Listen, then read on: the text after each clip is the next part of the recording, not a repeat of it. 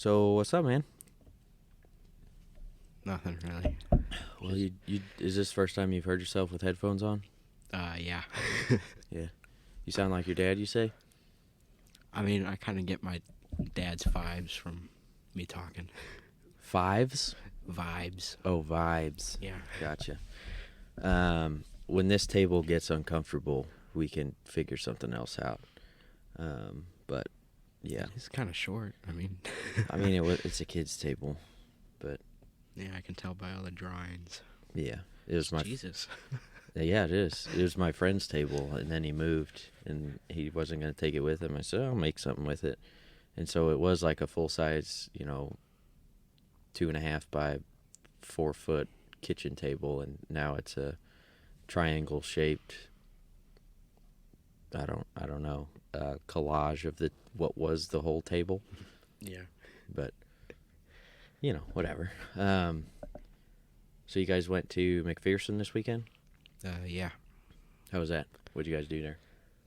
We did the car show. It was their 21st anniversary, whatever car show. It was supposed to be their 22nd, but Mm-hmm. the 21st didn't happen last year, so it was this The year. Corona. And McPherson's in Kansas? Yeah. So how long did it take you guys to drive? It took us about 6.5 to 7 hours to get there. Mm-hmm. I mean, that was with all Dad's bathroom breaks and filling up gas. But on the way back, it took us longer. So why did it take longer? I don't actually know. But we did make a couple extra stops on the way home. Like we stopped and saw our grandma in Jefferson City. But That's cool. So you drove your Bronco and your dad drove the Lincoln? Yeah. Tell us about the Bronco. When'd you get it? What's the story behind it? Because where me and your dad left off was we kind of stopped before we got to the current vehicle status, and I think we're gonna pick up probably there, and then we'll go back. And he said he's got some other stories that are interesting, so we're gonna go back and start. But what's going on with the Bronco? Actually, I just looked at this today because I was telling some friends at school about it. But What grade are you in? I'm a junior in high school. And it's March, so you're gonna be a senior. It's May, but yeah. May. Yeah, I get my M months mixed up. March, May, April. April's just in the middle of the M's. We're getting out in a month, but let's see. I got it September 17th, 2018 is when I got the Bronco. And it's 2021. Yeah. So you've had it for A little bit more than two years. 3-ish years. Yeah. And you're 16? 17. You just turned 17. Yeah. So you had the car when you were 14. Yeah. Doesn't even seem like that long ago. Yeah, we did. I did get it when I was 14 because I drove it over to Grandma's house. Well, I didn't have my permit. I mean, Grandma's house isn't that far, but No. yeah. That was the first time I ever drove the Bronco on the road for an experience. But on the way, well, we went out. I guess we should start from the very, very beginning. But With the Mustang? no, the Mustang's too far forward. Dad found the Bronco on Craigslist, I think, and I guess that was back when Craigslist was still decent. yeah, we actually got I think we got the Lincoln and the LTD off of Craigslist. I think the Lincoln was on eBay. Now Craigslist, I don't know. Craigslist is not a thing. Like Craigslist is not. Yeah, but we found it on Craigslist and we went out to go and look at it. And this was actually the day of our opening football game, our homecoming football game at school. And I was supposed to be playing in the marching band then. Oh, I was like, I didn't know you played football. No, it was. That's a good thing. I don't know how I feel about football, but I think for a young person growing up, I don't know if it's the right thing to be getting hit by people that are bigger and probably stronger than most. I mean, you're pretty giant yourself. What are you, 6'1"? Yeah. Yeah. Go. But see, I got home. Dad was up to pick me up from the bus stop, and we went straight from the bus stop all the way to, I think, shoot, it was... Was it like Ditmer or somewhere out 30? Yeah, I think so. It was about an hour and a half away, so we had to hightail it over there. And we... Did you know you were getting it? No clue. I mean, I just seen a couple pictures of it. I mean, I didn't really look at it that much because, I mean, to me it was just another car. But we got there. The guy was working on it. He was putting a new starter in it. Oh, that's always reassuring. Yeah. But actually, we got there, took it out for a drive, and it drove fantastic. It drove a whole lot better than it looked. Yeah. Which it didn't look bad. I mean, there wasn't any rust or anything on it. No, I mean, there wasn't any like rust on the body or anything. Right. There was that rust hole in the floor. Well, yeah. But and it had like the nice layer of mold, and it was yeah. It was white, but it looked gray. Yeah, because the paint was falling apart. But yeah, we took the Bronco out for a test drive, and we wanted to try the 4-wheel drive because that was the thing that Dad was really worried about. Because that would have been a really big project to do. It would have been expensive, and yeah. And I got out, locked the hubs in, and he put it in 4-wheel drive, and it did everything it was supposed to. It did 4-wheel drive. Yeah. Did you go on any gravel or anything? Not really. I mean, we went onto the gravel, like, on the side of the road. Like, yeah. You know. Just so you wouldn't tear it up. Yeah. But we got back from the test drive, and Dad was looking at me while we were driving it, and he said, "This is a really good truck. I think we should get it." Did you know it was for you at the time? Oh, yeah. Because, I mean, Dad had sold my Monte Carlo to get the LTD. You guys had a Monte Carlo? Yeah, that was my second car. It was the Mustang, Monte Carlo, and then the Bronco. I don't even think I saw the Monte Carlo. We had the Monte Carlo for, like, less than a month, I think. Hmm. I had gotten it, cleaned it up. It looked like a brand new car, and brought it over to Grandma's house, and then I came home one day. Dad sold it. Were you upset by that? I mean, I will say it was probably the fastest car I ever owned.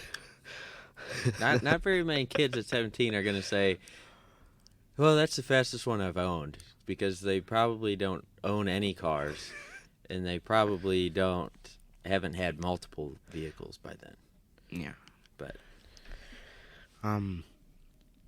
the other thing Dad said about the Bronco is it's pretty quick off the line, and I mean, for a Bronco, it's got the 351. It's short wheelbase. It doesn't weigh a whole lot, and yeah. Yeah. Well, we got back from the test drive, and we were like, let's see if we can get a couple dollars off the price, because originally I think he was asking $35 for it, $3,500, and Dad was able to get him down to $29. That's pretty good. Yeah, that's really good. I thought he said he bought it for like $55. No, it was pretty cheap. I thought originally we got it for like $3, but he said that we paid $29 for it, and the guy was okay with it. I mean, he was like, we got a bunch of people lined up. I got somebody coming out to look at it. Yeah.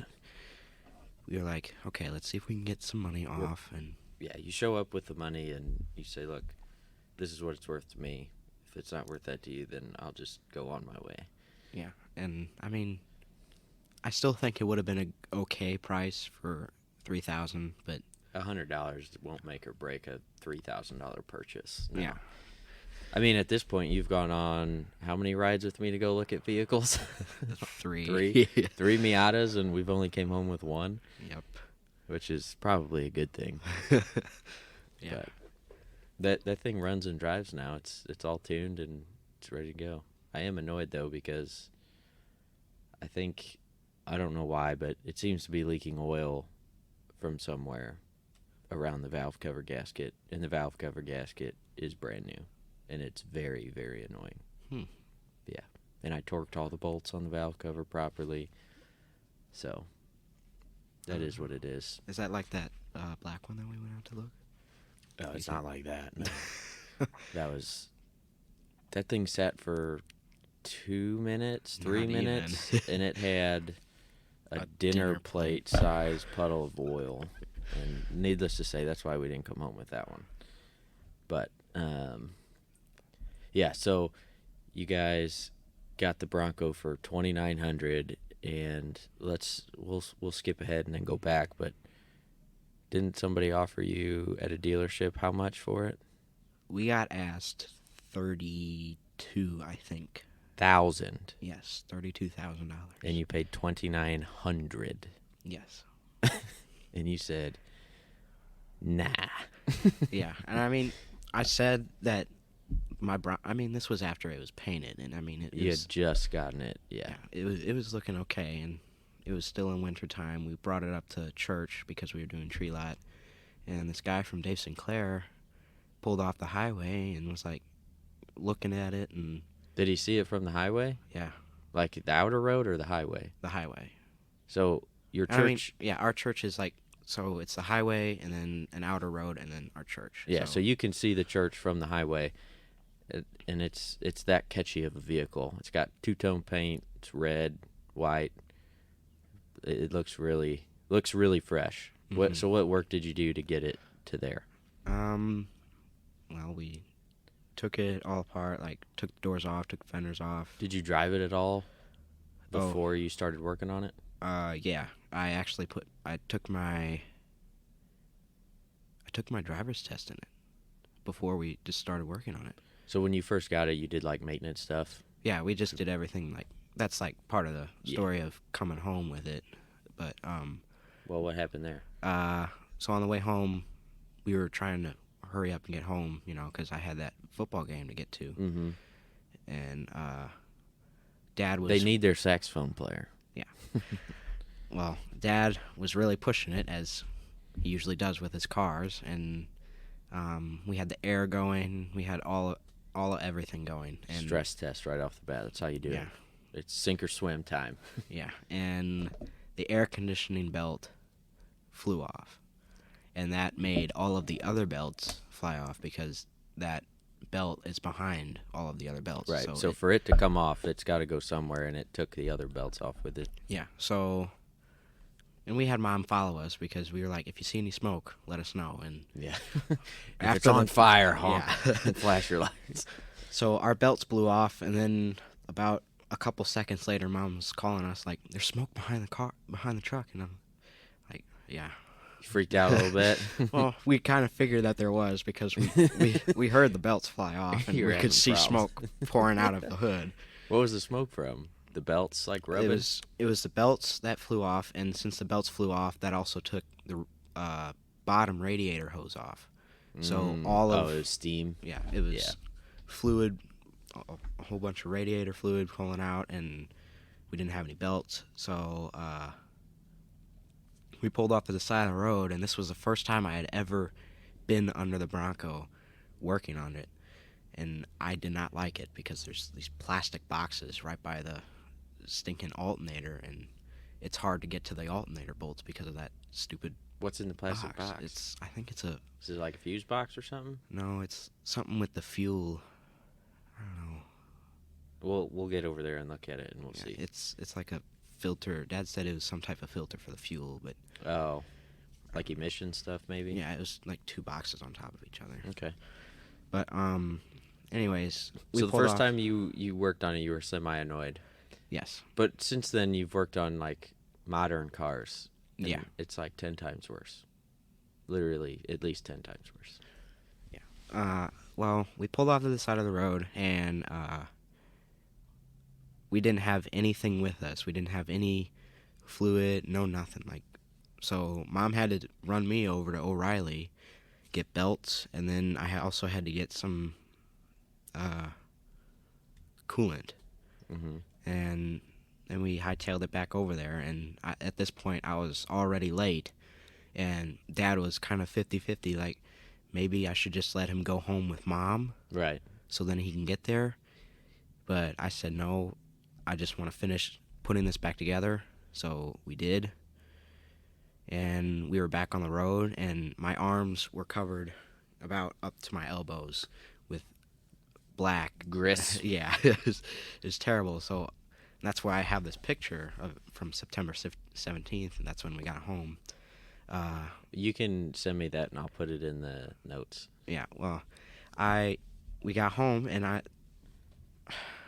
was covered in grease, and I had to get over to school as fast as possible. So when I got to school, I still had a little bit of grease on me, so I had to put my marching band uniform over that grease and cover myself up, so then that way it didn't look like I just worked on a car. Yeah. Well, my band directors were not happy because I missed the opening set. Hey, cars are important. Yes. You guys broke down. You had a breakdown. You can't control that.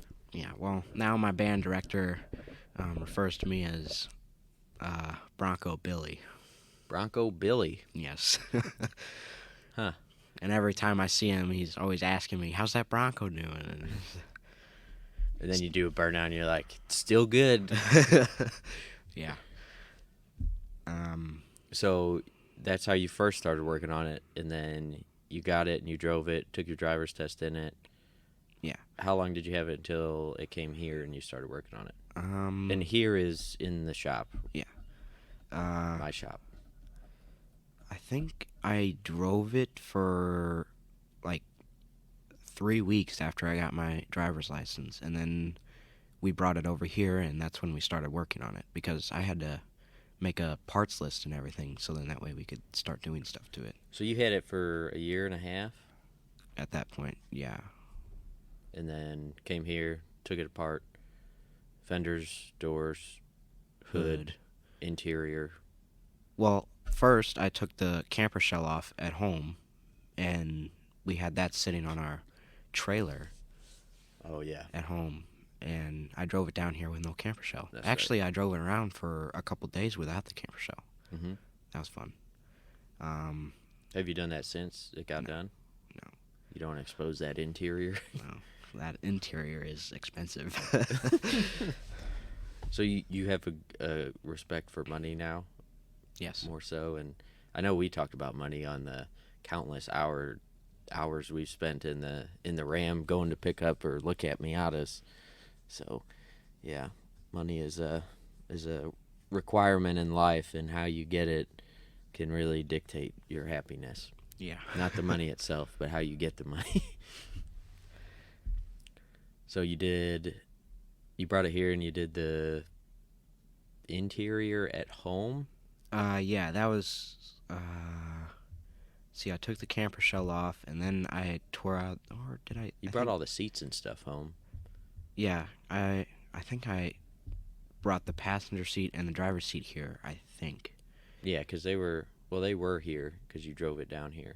And then you took them out, and I think they might have just sat in the back of it. But when you drove it back from here, so what we did here was basically stripped it down, right? Yeah. And then we put a new floor pan in it. That was the big thing that we wanted to do down here. Oh, yeah, because it had the rust in there. Yeah. And then we fixed a couple little spots. Yeah. One on the roof, one by the tailgate. Yeah. And then after that, you drove it home. I think did you even bolt the seat back in? No, we didn't. We pulled it onto your trailer. Oh, that's right. And I did put the seat in to pull it up onto the trailer, but then I took the seat back out when I got home. How long? Go ahead. Whenever we got it back home, I started putting it back together and stuff, because at that point I think we already had everything jammed out, and we were going to jam out the truck, like paint the door jambs and stuff. So you were taking it to Mako, and they don't paint the door jambs; they just do the outside. Well, they were going to cost us extra. Well, yeah, it was more worth it for you guys to paint the jambs than to have them do it. Yeah, and it was going to be easier on them, because then they wouldn't have to worry about doing that. Yeah, so that saved more money. So you guys, how long was it here for? It wasn't here for that long, I don't think. Like a month or so? Month and a half, yeah. Yeah. I remember your dad saying that he was like telling you to go down and work on it and do stuff, and yeah, I don't know what the deal was, if you were busy or what, but I think looking back on it, do you wish you would have worked on it more? knowing now that it's done and knowing what it's like to have it done. And I don't know if it was hard for you to see the end in sight, and it just seemed like this blown apart project with a ton of work that it was never ever going to get done.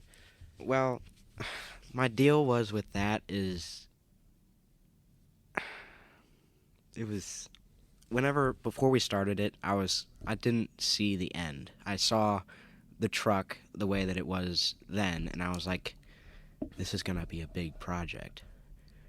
And when we got down into it, it actually wasn't that big of a project because we were done within like 5-6 months, something like that. I don't know. It was. And I mean, it's not like you were working on it every day in No. those 5 or 6 months. So like, you probably could have condensed that down into like half the time, but with school and everything and everybody else's schedule, it just wasn't possible. But I mean, that's the thing, is when you can't see the end and you've never gone there, it's new territory for you. You don't know. The unknown is very not reassuring.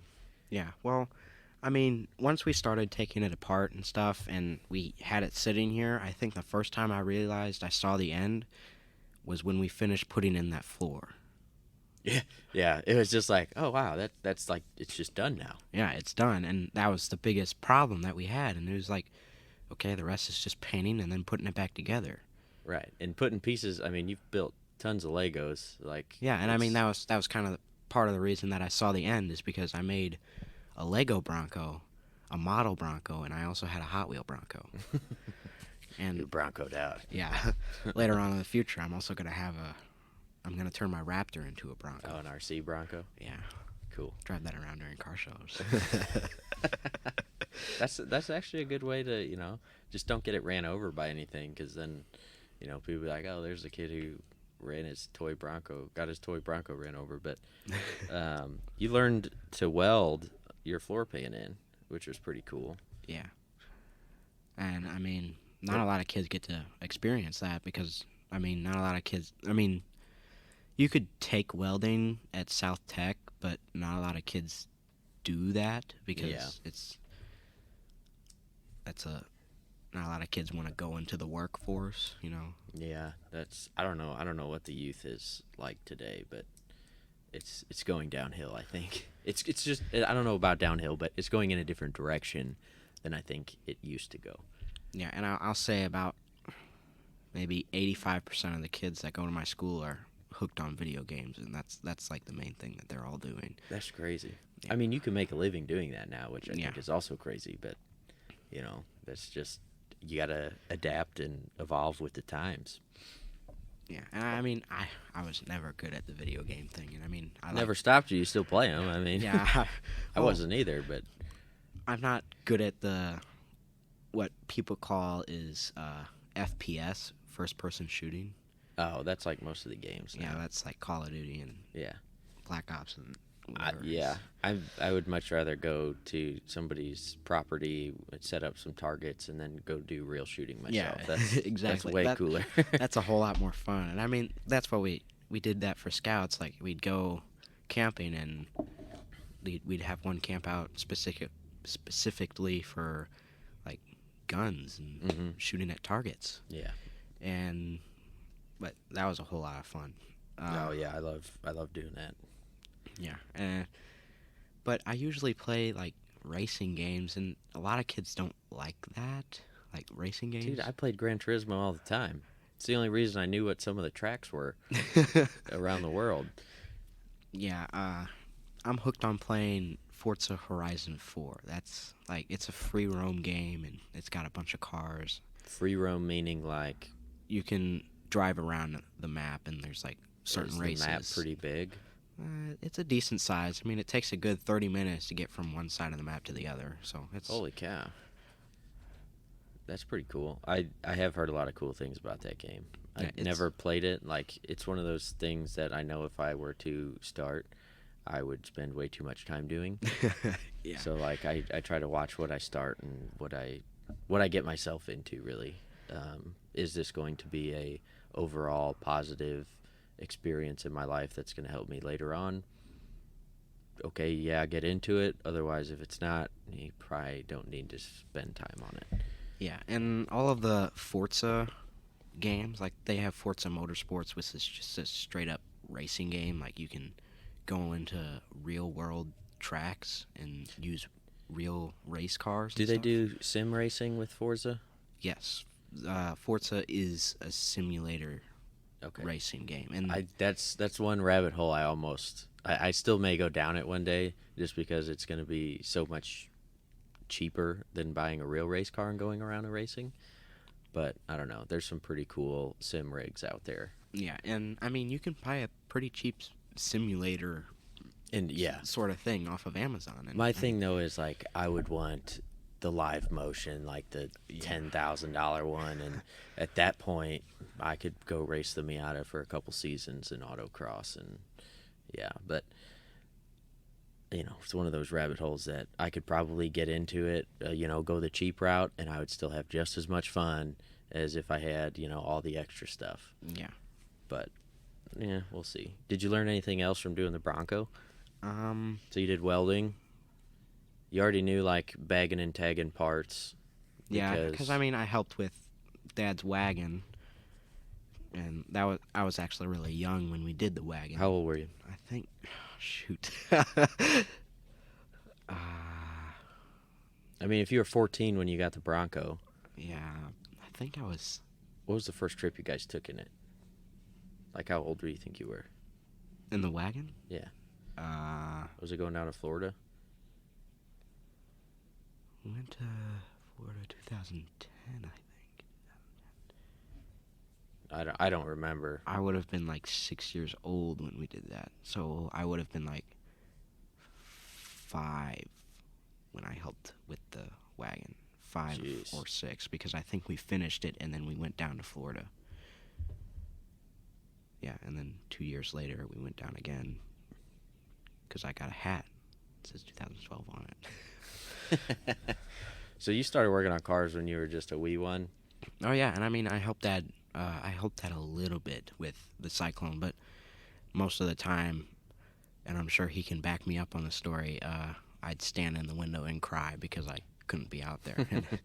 For good reason, no offense, but like... Yeah, and Mom still has pictures, I think.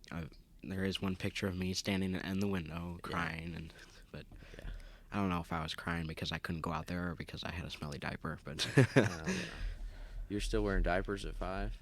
No, I wasn't 5 when the Cyclone was being made. I think Tyler was 5 or 6 whenever they were doing the Cyclone. Yeah.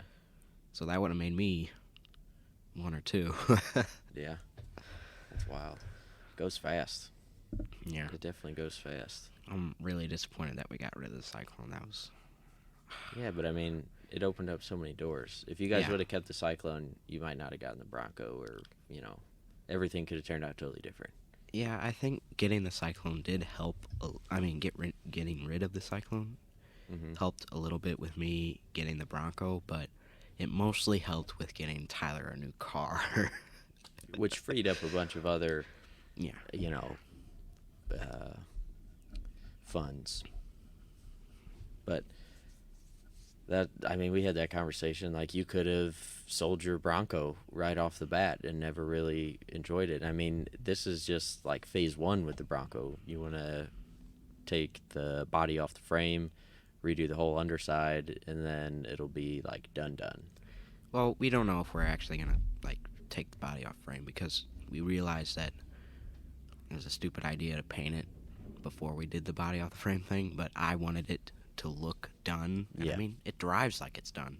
Yeah, It drives like a brand new truck. But that's the thing with chassis stuff is it's rarely ever seen in, like right now, how I told you I could probably get away with the cheap Amazon rig, and, it's like 30% of the cost, but still like 80% of the fun. Well, right now you're like, 80% complete, and that other 20% is more peace of mind for you and knowing that it's complete to your level of want and desire. But nobody else is going to be like, oh man, you painted the frame, that's really cool, because if you do think about it, it's a significant amount of work to pull the body off the frame, clean it all up, and then paint it. yeah, But well, I mean, I don't know if we're gonna take it off of the frame, but I do know that we are going to clean it up under there and paint it, because that's supposed to be my daily driver, because I don't know if I'm going to get an actual go to college car. No, you'll probably start saving now and get something cheap. I'll sell you the Corolla. Got that smoker's cough? Yeah, it's allergies. I'm still recovering from last week. Oh, yeah. But I'm trying to think. Yeah, we're gonna paint it so that, and like protect it so then that way I can drive it like in the snow. Yeah. And I'm also, and we have talked about this, at least Dad and I have. I'm thinking we are gonna put dual exhaust on there, like headers, and I don't know if headers like are gonna fit. They make them for it. Well, yeah, they make special ones for it, but like what Tyler's got won't fit, because my exhaust comes out and it's supposed to cross over immediately because the transfer case is there. And, yeah. But they I guarantee they have header kits for it. Yeah, like and then full exhaust systems and everything. And we also run into the problem with the catalytic converters. It's nobody said anything on my Miata about it not having a catalytic converter. It's a 92. I don't. Did it originally come with catalytic converters? I can almost guarantee it. Huh. Well, I know that my neighbor, he has this guy that checked his diesel truck, which is pretty much straight piped. Well, not really, but it doesn't have any catalytic converters. And I mean, it's a diesel. Is it newer? Yeah, it's because they only started putting. I think it's a 2018. Oh yeah, it should probably have a cat.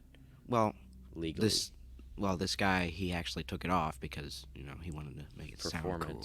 Well, it helps with performance and stuff, like and more power, better fuel economy, blah blah blah. Well, anyways, he didn't have any cats on it, and he took it down to this guy that he knew in Illinois, and all they did was check the truck out and say, yeah, it's a truck, and then send it back. Yeah, I think if it's licensed over, well, it should still fail anyway, but if it's licensed over 18,000 pounds, then you only need a safety inspection. But in a safety inspection, I don't know how he took a vehicle that's in Missouri and took it to Illinois to get it inspected. That it was his buddy that took it over there, but it didn't have any license plates. It was before he got like Missouri license plates, so it didn't have. I don't know how he did it. Yeah, but he had one of his buddies take it over there, and they maybe he just needed an IDOD inspection. I don't know, but yeah, that's the only problem, quote unquote problem, that I think we're gonna have with putting dual exhaust on there. But I mean, we can get cats and put cats in there. That's yeah, and I mean, I can take the original cats off there, and I mean, if I don't want them to work, I can just hollow them out and put them on. They'll just physically be there and not actually be there. Yeah, because I mean, I don't think they check to see if it works. I think they just check to see if it's there. Yeah, I mean, that's all they can do because it's safety only. Yeah, they're not putting a sniffer in it to make sure your exhaust is clean. Yeah, that's what they did with my smog pump, because my smog pump wasn't. Yeah, that's because you took it to a dealer. Yeah, we took it to the Ford dealer. That was probably our first mistake. Yeah, I don't know. I worked at a dealer. I don't know. Some of them are very cool, and some of them are less cool. But yeah, they're going to the dealer is like. Trying to think of a good comparison, but I can't think of anything good. It's like going to a big fancy school or going to like a public school. The level at which they're gonna care about you or your vehicle is just different. And what they care about is going to be different. Like, it's like going to a dealer or going to a very small kind of hole-in-the-wall backyard mechanic shop that's still can do inspections and all that stuff, Yeah. But, yeah.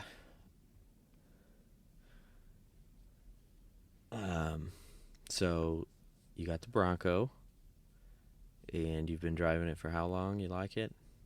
I've, It's been done for 6 months now. yeah, I think so. Did it get done before Christmas, right? Yeah, it did because yeah, Yeah, I think we got it done in November. Yeah, so it's been about 6 months now. Yeah. I do kind of wish that we finished it a little bit sooner because then I could have driven it to school a little bit more. Yeah. But that's partly my fault because I didn't get a permanent parking pass. Well, I mean, that and you didn't know. You were probably a little scared of going into the unknown and not knowing how big of a project it was actually going to be. And I think the mindset going into it, if you're sitting there feeling overwhelmed before you even start because you think it's going to be this huge project, then yeah, it's going to be a huge project. But I mean, mindset going into it is a significant part of it. I will admit I was kind of scared starting it because I was like, what if we start this and then I can't get it back together? I'm not going to have a truck to drive. Mm-hmm. Then Dad reassured me that I could use the brown truck. So that's what I used while the Bronco was being fixed. And boy, was that a mistake. Why? Because it's really different going from the Ram to the Bronco. Because one, the Ram is longer, and it's not the same. Because when I got into the Bronco, I was turning it like it was the Ram. So I was taking turns really, really wide, and I don't need to do that with that. And also, the Ram had a little bit more power than... Well, yeah, I mean, you go from an 8-speed transmission that's a 2015, down to what year is your Bronco? 85. Okay, so that's, 2015, 2005, 95. That's 30 years. So, yeah, you're going to have a difference. 8-speed transmission, you got, a 3-speed? 3. Yeah. I mean, if I had another speed in there, I could probably hit some pretty high-ish speeds. Yeah, you could get a little more top end, but it wouldn't help. The Bronco is not meant to go any faster than 85. No, it's got a 351. Yeah. Red interior, 4-wheel drive. You got nice wheels on it, like factory. Yeah, we got brand new wheels actually because somebody decided to take them off their F-150 or Bronco.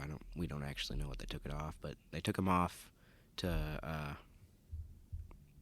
put on different wheels on theirs. So we were able to get theirs pretty cheap. And I mean, I do like them a lot. But it's just that the beauty rings on it are a real pain in the butt. So if I get a flat tire, I'm going to have to take those beauty rings off. And it took me a good 5 minutes to get one of them on. So it was like 20 minutes to put all those beauty rings on. But if you get a flat tire, just deal with it later. Yeah. It also doesn't help that my spare tire is much smaller than my tires on there. Oh, it is? Yeah. Oh, you don't want to put that on there then. Well, I mean, it's not like much smaller, but it's smaller than what's on there. Yeah. So it'll work to get me to like a tire shop to get a new tire. Or... Yeah, you'll be overworking your differential because you'll have different axle shaft speeds, so your differential will be. I mean, I got the independent thing, so if I'm in the front, I think I should be fine. But in the back, it's solid. Well, yeah, I mean, no, that's not what I'm talking about. Because in the front, you have the weird twin I-beam suspension, but you still have a center differential. Yeah. So, did I show you the Toyota differential down there? How it worked? How when you... We'll go look at that later, but... Yeah, basically you don't want to be working that differential hard with spinning two different sized tires. Because they're going to spin at different speeds, and it'll... Yeah. Anyway.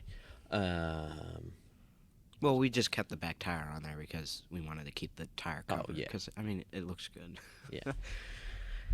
And now, after, what was it, a couple weeks ago, you now have a lockout kit in your spare tire or in your, somewhere on your vehicle. I don't remember where you put it. I put it in the spare tire cover. Yeah. So only special people can figure out how to get their keys out of their vehicle when they lock them in there now.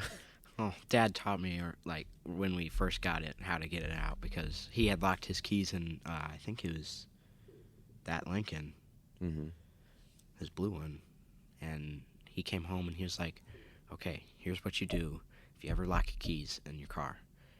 He runs into the garage, grabs like a wire, Coat hanger or something. yeah, and he runs out and shoves the wire up into my vent window. Like, I'm between the weather stripping and the window, and it's like really complicated because you got to push in the button and then flip it back. Well, if you get the wire in the perfect spot, you can pull on the wire while it's hooked on to like a little fastener thing. Yep. And it'll push the button down and flip it open. Yeah. It's really hard to do, but it's really satisfying to watch. Oh, yeah. I mean, it's just as satisfying when you take a rod and you push the unlock button or you pull the handle open, you know. It's like, wow, I'm like not physically doing that with my hands, but I kind of am, and I just did it with a tool from outside the vehicle. Yeah. Yeah, it's pretty neat. But I'm still using the bucket handle, and that's right. I didn't have a coat hanger, so we took Yeah. a handle off a 5-gallon bucket. You haven't done it since then. No, I almost had to because I locked my keys up while I was at church, but it was pouring down rain, and I was like, you know what? Our house isn't that far. I'll Yeah. just call Mom, have her bring my That's a keys to good me. call. That's good because that means you're seeing the big picture, and you're like, oh, I could sit here and like ruin the next 30 minutes of my life in the rain trying to mess with this thing, or I could press the easy button. And sometimes pressing the easy button makes a big difference. Yeah. So you guys drove to McPherson, which is Tyler's school. Yeah. And I saw a couple pictures of you guys had all the cars lined up. It was like his car, his other car, the wagon. So it was the Grand Prix, the wagon. What's his wagon again? It's a 70. Actually, it's exactly like our wagon. It's just older, so it's a 70 Mercury wagon. Yeah. And then it was the Lincoln Continental. And Then my Bronco. The was next Bronco. to the Lincoln. Because, so here's how this went down. The morning of, I had woken up at 5:45 because I was like, the front of my truck was just caked down with a whole bunch of bugs because all the bugs that Dad didn't hit went over his car and slammed onto mine. So literally, it was the front of my truck was like the grill down wasn't that bad, but my windshield was just like you could hardly see out of it. It was terrible. But anyways, I woke up at 5:45 and Dad was still sleeping, and we were sharing a room. But Dad was still sleeping, and I was like, "We got to get down to the car wash and wash our cars." And did you set an alarm or did you just wake up? no, I just woke up because I was excited. Yeah. You know, I mean that's how it was on Friday morning too, because I was excited to drive. So. Yeah. And then I'm sure, like halfway through the drive, I'm sure you weren't excited to drive, and you were like, "Oh man, this sucks." Well, I think it was a little bit like once we got closer to our destination. Then you start getting amped up again. Yeah. Again, the end is in sight. You could see it. Yeah. It was. I remember when I started to get really excited was when we went down the last roundabout that we needed to, because from that last roundabout, the school was 30 minutes away. Mm. But I was pretty excited up until we were about 2 hours away, because I was like, gosh, we still got 2 hours to go. I can't deal with this. Why This couldn't is you deal with ridiculous. it? I mean, my seat was all like cocked forward, so I was sitting up, like because I was trying to stay awake. It wasn't the same story on the way home. I was all leaned back and relaxed, but I was just uptight. I was getting really excited, and I was just starting to feel a little bit miserable. Well, you were all the anxiety. You were anxious. Yeah, Yeah. I wanted to be there. Right. You'll feel that again when you go on more vacations. Yeah. Well, I think I was mostly excited for the Bronco because it was the Bronco's first long road trip. Maiden voyage. Yeah, and I mean, It was my first long road trip too. Like, Did you do any preparation? No, not really. I mean, Like parts, tools? Oh yeah, we shoved a bunch of stuff in the back of Dad's Lincoln. We put my fuel pump, the fuel pump that we took off of there because he had replaced the fuel pump originally, and then we replaced it again. Mm-hmm. So we kept that one and we put it in Dad's Lincoln, and then we brought some tools. But the only extra part that we had for the Bronco was the fuel pump because that was the only thing that we replaced. Yeah. Everything else was, belts we replaced. Belts, hoses, yeah. Rubber stuff. Yeah, but it actually drove really, really great. And I will say, once we got to the college, it was, I stopped, I turned off the truck, and we went inside and socialized with Tyler for about 15 minutes. And then we were going to go out and tour the college a little bit, so then that way I could get this Google Form sign that said, yeah, I toured a college. For school? Yes, so that I could get out of school on Friday. Oh. Because we had woken up at 6 o'clock in the morning and left, and I missed school. Yeah. But I was going to move my truck because it was in a couple spots over because there were cars there, but then they had left. So I could have moved my truck over, like, with the rest of our vehicles. Yeah. And I was going to do that, but then I turned it on, and my smog pump was frozen. Like, it was locked up because what Dad explained to me and what had happened and is the smog pump had heated up, and then when I turned it off, it didn't have enough time to cool off, so when I turned it back on again, it locked up. It was seized up, yeah. Yeah. It heat soaked. I mean, it was fine because we had just put the belt on it, so then that way it could pass inspection, and it didn't really do anything. So I took the belt off, drove great. But back to Saturday morning? Yeah. I woke up at 5:45, and I was thinking about waking Dad up, but waking Dad up is like waking up a bear. I mean, he sleeps like a bear too, the growl. And yeah. But so I was kind of trying to decide whether or not to wake him up, and 6 o'clock rolled around, and I was like, okay, I'm getting out of bed, and if nobody else is gonna get out of bed, I'm just gonna go by myself to the car wash and wash my truck. Was Ryan there? Yeah, or Kyle? Kyle was there. I had gotten up out of bed. I went to the bathroom and gotten dressed, and once I was out of the bathroom, Kyle had gotten up. So Kyle was awake, and then together we wake the bear. Well, Tyler was the one that woke the bear. He Oh. called Dad, and this was about 6:15 is when he called Dad, and he was like, you guys got to get down here. I've got 2 spots right next to me. I was like, crap, I didn't clean my truck. It still got all these bugs on the front of it. But Tyler called us. Dad woke up, and we were like, okay, we're on our way. How far away was the hotel? When did the car show start? The car show started at 7, but we wanted to, it was first come, first serve. Yeah, so you wanted to park all next to each other. Yeah. So it was either we parked next to each other or we go clean the cars and then probably end up parking somewhere in the back. Right. I didn't really care where I parked. I just wanted my truck cleaned, to be honest. But we got down there, and we pulled in, and Tyler was like, okay, here's what I'll do. I'll run home and grab my detailing kit. Yeah, and some towels, and you guys can clean off your cars. And Dad said, okay, take a Powerade bottle with some Dawn soap and fill it up. And he got back, and all we had were these microfiber towels, our Powerade bottle full of Dawn soap, and then Tyler's McGuire's bottle of detailer spray. So Dad and I both took the Powerade bottle, and we cleaned off the bugs originally. And then once Dad had gotten the bugs off, because his car was already clean-ish, he just stopped at that point, and I took the McGuire spray and actually cleaned the truck. So I had this little towel, and a little spray bottle, and I cleaned the truck. So the whole truck, it looked really shiny too. Yeah. So I mean, I was really proud of it. Like, I was like, oh yes, I did this. I got it clean. Complete.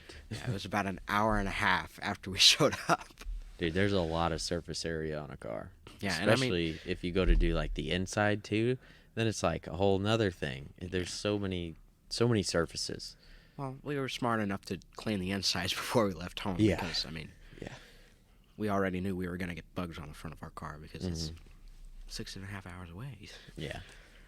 But that's why in some of the pictures on Facebook, you see me Bent on the down truck. cleaning. Yeah. Yeah. So how'd originally it wasn't supposed to be judged, was it? No, it wasn't supposed to be judged because we were told it wasn't going to be judged. But what they did is just gave out little tiny prizes, like prizes to best truck, best pre-war car, best post-war car, and stuff like that. And nobody probably knows, but McPherson is the school of automotive restoration. Is that all they do there? They also had, I don't know if they still do, but they also had a video game program thing that was going on. That is a weird, two polar completely opposites. different things, yeah. But they also do like normal stuff like football and band and other stuff. It's just that their main focus, like they actually have a building that is for automotive restoration, like where you do interior stuff. They have differential class or something like that, and engine building. Mm-hmm. You can also learn to weld there. They do MIG welding, TIG welding, and that's what Tyler's doing. yeah, he's actually recently he had cast something out of like Metal. aluminum. Oh, aluminum. Yeah, That's cool. yeah. So he got to do that, and it's like a little anvil. I mean, it's pretty neat. Yeah, nothing special, but still cool to say, hey, I melted this liquid down, and then I made a mold and poured this liquid metal into a mold and made a part. Yeah, And that's cool when, you're going to need that when you're remaking custom parts for, automotive restoration. Yeah, and that's what that school is mainly all about, is you can get a 4-year degree in automotive restoration. Mm-hmm. Which is cool because I didn't get any degree when I went to UTI. Yeah. That's Universal Technical Institute, not urinary tract infection. I didn't get one of those ever. Yeah. But, yeah, I mean, I think the degree thing is good. I think some places of work, it's really good. But I think overall, I don't think it means much. It's mostly just a piece of paper that says you suffered through some boring classes probably and only enjoyed a very small percentage of it. Yeah, and I mean, at the college, they do have their normal stuff like math and English and all that, but you can also take like normal like what they call normal classes is like the automotive stuff. So Right. all of their main classes are automotive stuff, and then their electives are the regular stuff. But the regular stuff you have to take. Right. Especially, if you want to get that whatever degree. So they judged it. How did that go? I wasn't exactly the happiest. I mean, it was my first car show, so I was like, okay, yeah, I'm glad I got to go. I'm glad I got to show off the Bronco and tell people about it and show people everything that I did to it. Was there a lot of interest in it, or people? Yeah, I mean, there were a lot of people that didn't believe that it was my truck. That's typical. Yeah. I think Tyler went through that too with the Pontiac. Well, I had a couple people actually ask me if I was selling it because they wanted it, because there was actually this guy that had a Corvette that it had the exact same paint job. And was it like a 60s Corvette? Yeah. Yeah, I was going to say I couldn't see like Stingray body style. No, it was a 60s Corvette, but it had that paint style, and he was like, "Wouldn't it be cool to carry the Corvette on a trailer behind this? That'd be awesome." And I'm like, "Are you going to sell it anytime soon? Are you thinking about it?" And I'm like, "Yeah, no, I'm not even done with it, so that's off the table." But actually, I walked around and there was a trophy that was like best truck, Mm-hmm. and my Bronco fell into that category. And I walked around, and my only competition that I came across was this GMC Jimmy, Mm-hmm. which is basically GMC's version of Yeah. the Bronco or Yeah. the Blazer. And, Yep. and that the Jimmy didn't actually look too bad, but it was in worse condition than my Bronco. Like, there was rust under the tailgate, but it had all of the options you could get for Yeah. a So Jimmy. it was super rare, but nowhere near the condition of yours. Yeah, and I mean, the guy had gotten it like that. Like, he bought the truck the way that it was, and then, Didn't do anything with it. yeah. Yeah. So, I mean, it had options like compass on the dashboard, and it had power windows, power locks. It was all fancy. Yeah. I'm thinking that's part of the reason that it beat me. That's the only thing that I was disappointed about, was I lost to a GMC Jimmy. Well, yeah, but it was probably like there's probably none of those Jimmys left with those options. Yeah, that is probably true, but But there's also probably no Broncos that look like yours. especially 80s. Yeah. Actually, I got there, and that was the comment of the day. Like, nobody had seen any 80s pickup truck restored because they had used them as farm trucks or off-roaders, and They all got nobody wanted to beat up. restore them. So my Bronco was, according to some of the people there, the cleanest Bronco, 85, 80s Bronco they had ever seen, Yeah. because I restored an 80s Bronco, and I mean, Nobody does that. yeah. So were the people who were interested, were they older mostly? Because Yeah, Tyler's friends, I had to show Tyler's friends around the Bronco, and they were the ones that said that it was the cleanest one that they had ever seen. yeah. But older guys, they were like, yeah, it's a Bronco. Yeah, I remember those when they came out. Yeah. But surprisingly, a lot of people were attracted to the piece of crap that was parked behind the Bronco. It was an Oldsmobile on a Ram chassis. A Was Ram pickup truck Like chassis. 4-wheel drive? Yeah. Yeah, I've seen people do. Well, that. it was like an Oldsmobile, like, the chassis was not even cut up. Like, it was, the Oldsmobile body was like literally sitting on top of the chassis. Like it looked all funny or it didn't look funny? It looked like a hunk of junk. Yeah. It drove over there, and it was really, really loud. I mean, I wasn't a fan of it. Neither was Dad. If you ask him about it, he'll say that He had some good words. Yeah. He didn't want to say anything about it because, I mean, there were some people that would go by and be like, yeah, that's a kid's car. That's really neat. Just walk right past the whole front row of... Good stuff. Yeah. Yeah. Well, I mean, it's unusual. People see Broncos, whether they're restored or not. People don't see cars on truck chassis that often. Depends on where you look, but... Yeah. So what'd the judging come out to? There's an opportunity for you to win a cool trophy. Yeah, GMC Jimmy won. Why? I don't actually know, but apparently when Dad walked over to look at the GM, like, I had walked over there like 3 or 4 times to look at it because I was... You were sizing it up. You were comparing. I was comparing. Whose dick was bigger? Yeah, and the guy wasn't around, so I couldn't ask any questions. But when Dad walked over there, the guy was there, and apparently this guy was missing an arm or something. I don't know, but Dad talked to the guy. I don't exactly know what he said, but he mainly talked about the GMC Jimmy. And then he said that he saw the Bronco, but he wasn't really interested in it. Like, I mean, I figured... What was that? But, I figured... If he had that Jimmy, he'd be yeah, interested he'd be interested in the Bronco. Like, Right. that's your only competition. Come on, man. I mean, Right. come on. But he didn't really care. He just wanted to talk about his truck. And I mean, I feel that because, I mean, to be honest, I would want to talk about my truck Yeah, because I'd be proud. I am proud of it. as you should be. Yeah, but I mean, this guy didn't really do anything to it. Right, he just bought it and wasn't really vested in it. Yeah. But I don't exactly know why he won, but he did. And I was kind of disappointed. But You want me to get you a trophy? no. Best red and white Bronco?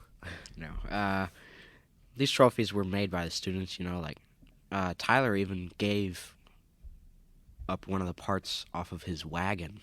I mean, it was a part he didn't need. It was a worm gear, Mm-hmm. I think. Yeah.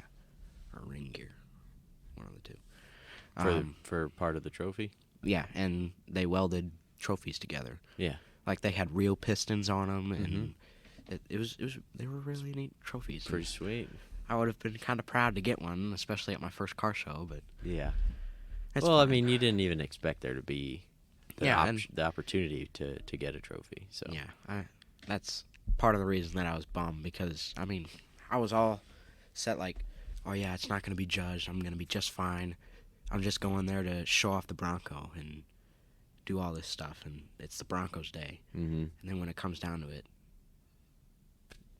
there was a judge, and Yeah, that's like going into a race for me. Like I'll just like, oh, I'm just gonna go complete this race, and then I'm like, oh man, but I have the opportunity to be like top 5.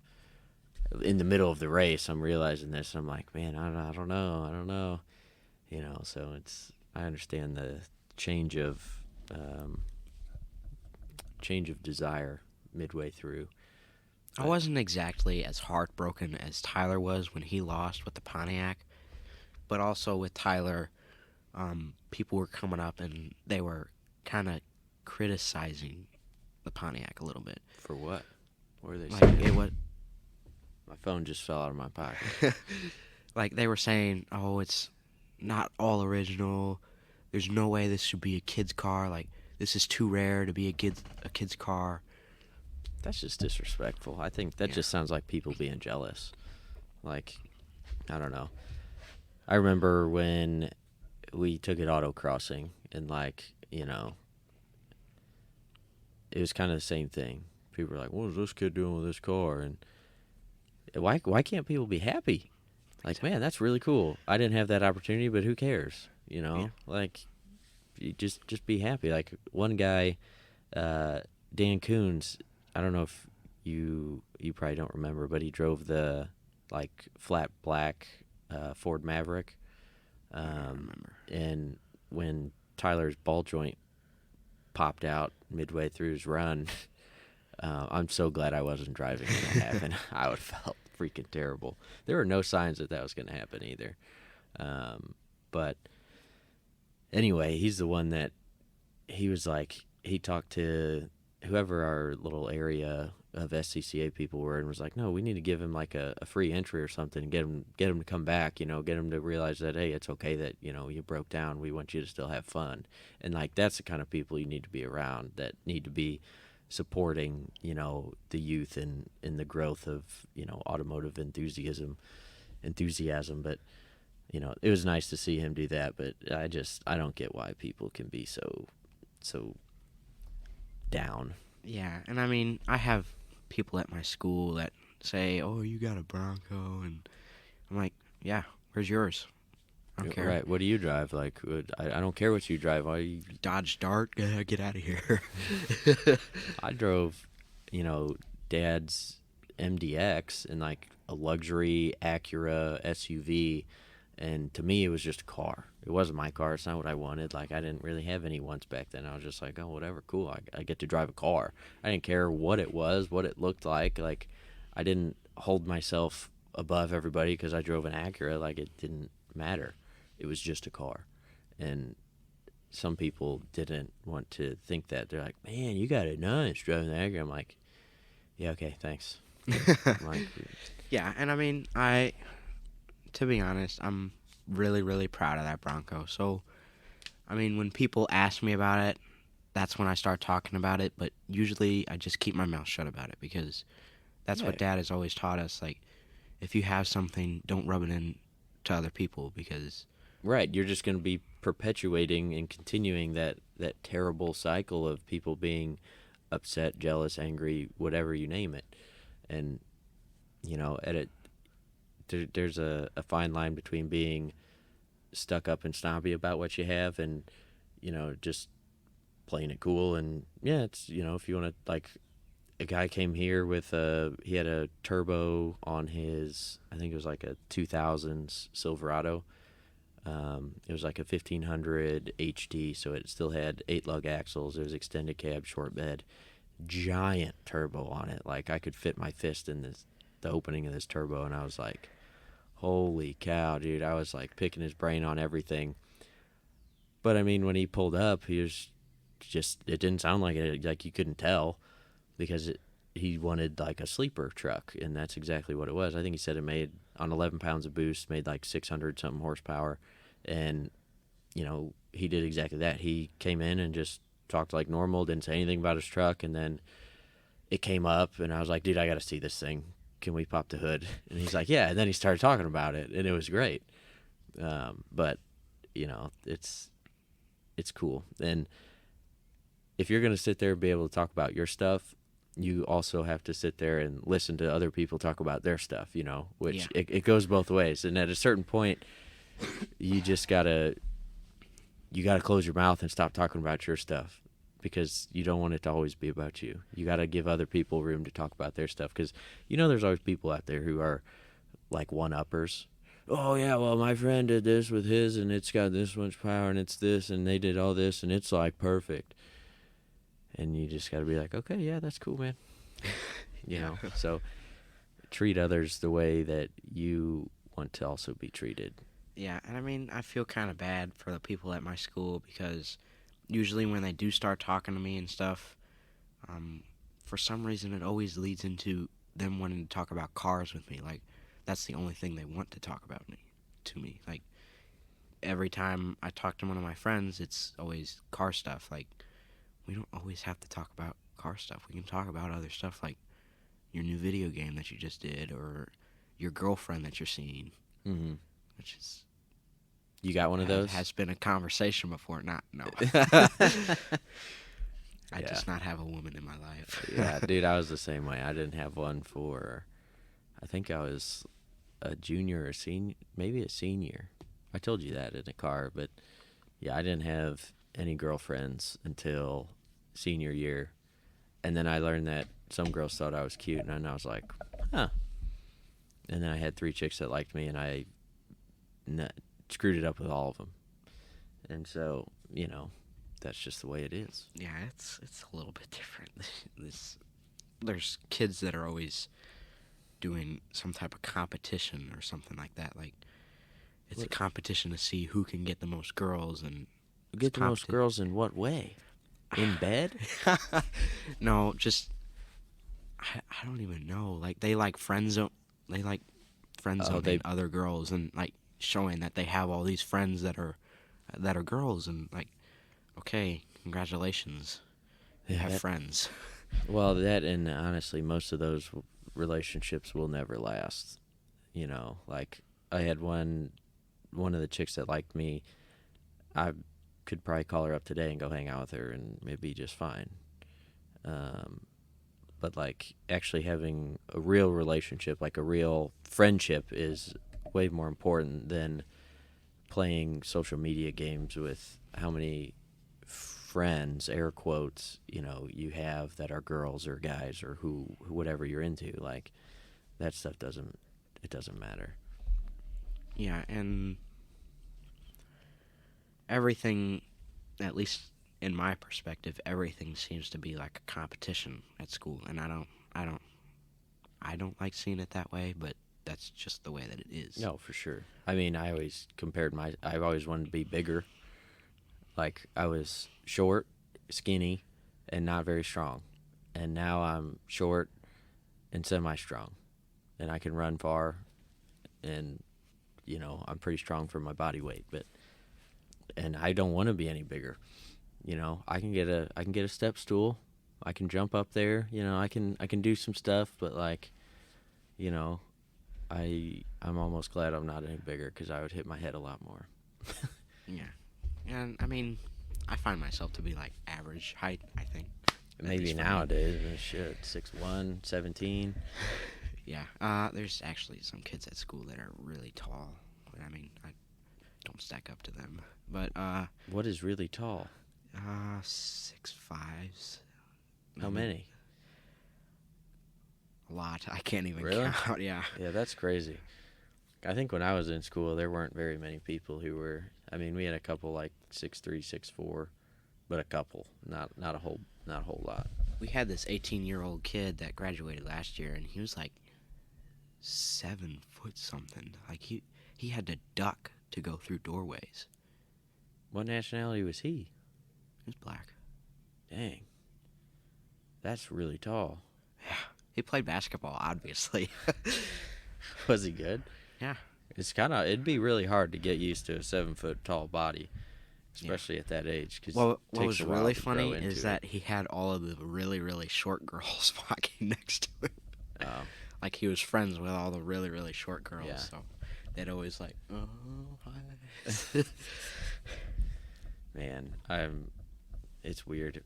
So right now you're in like this big mix of people and, tall, short, and I stopped going out a long time ago. Like I would much rather sit at home with my wife and cook dinner than go out to a restaurant. Like we don't like going out to restaurants, honestly. Like we don't really enjoy the food. It typically doesn't taste that good. We're very much homebodies and we like what we like, but going from where I'm at now to going out and doing stuff like I used to, or like being in high school and you go, even like if you go into the workforce, you're typically seeing a very small group of people compared to like high school where you're seeing like 500 different people or 1,000 or however many people they cram in these schools now. I don't know, probably nobody with corona, but you almost get away from that. And then I don't know what keeps me grounded as far as, I guess it's just some of the TV shows and the documentaries I watch and seeing all the different sizes, ranges of people. Like I just looked up, have you ever heard of Andre the Giant? No. You should look him up on YouTube. He's passed, but he was 7'4", 525 pounds. Gosh. Yeah. Big old, I forget what, Polish? I think he was Polish. Yeah. Like he made everybody look tiny. Like his hands were, like if you were to shake his hand is taller from like pinky to pointer finger, taller than a dang soda can. Soda can. Yeah, like he could probably pop your skull with one hand. Gosh, them some big hands. I mean, I got some. Dude, his thighs were like 36 inches, which is bigger than my waist. That's big.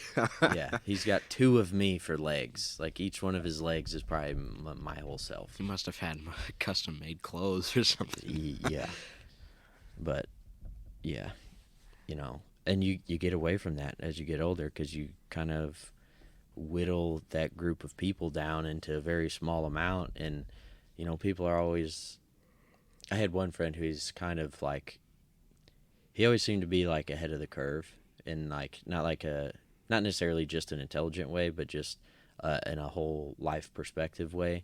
And he's like, it's kind of sad when you graduate high school because you're going back out into the unknown and you don't know what it's going to be like or what the future is going to hold. And, you've been kind of comfortable in your whole, I guess, memorable life routine, go to school, get summers off, maybe play some sports, and then you go back and repeat, and that changes. And your, senior year graduating was kind of like a sad shocker, eye-opener. I was like, man, I don't know, man, I'm never going to see these people again. And there's a lot of people who I haven't ever seen.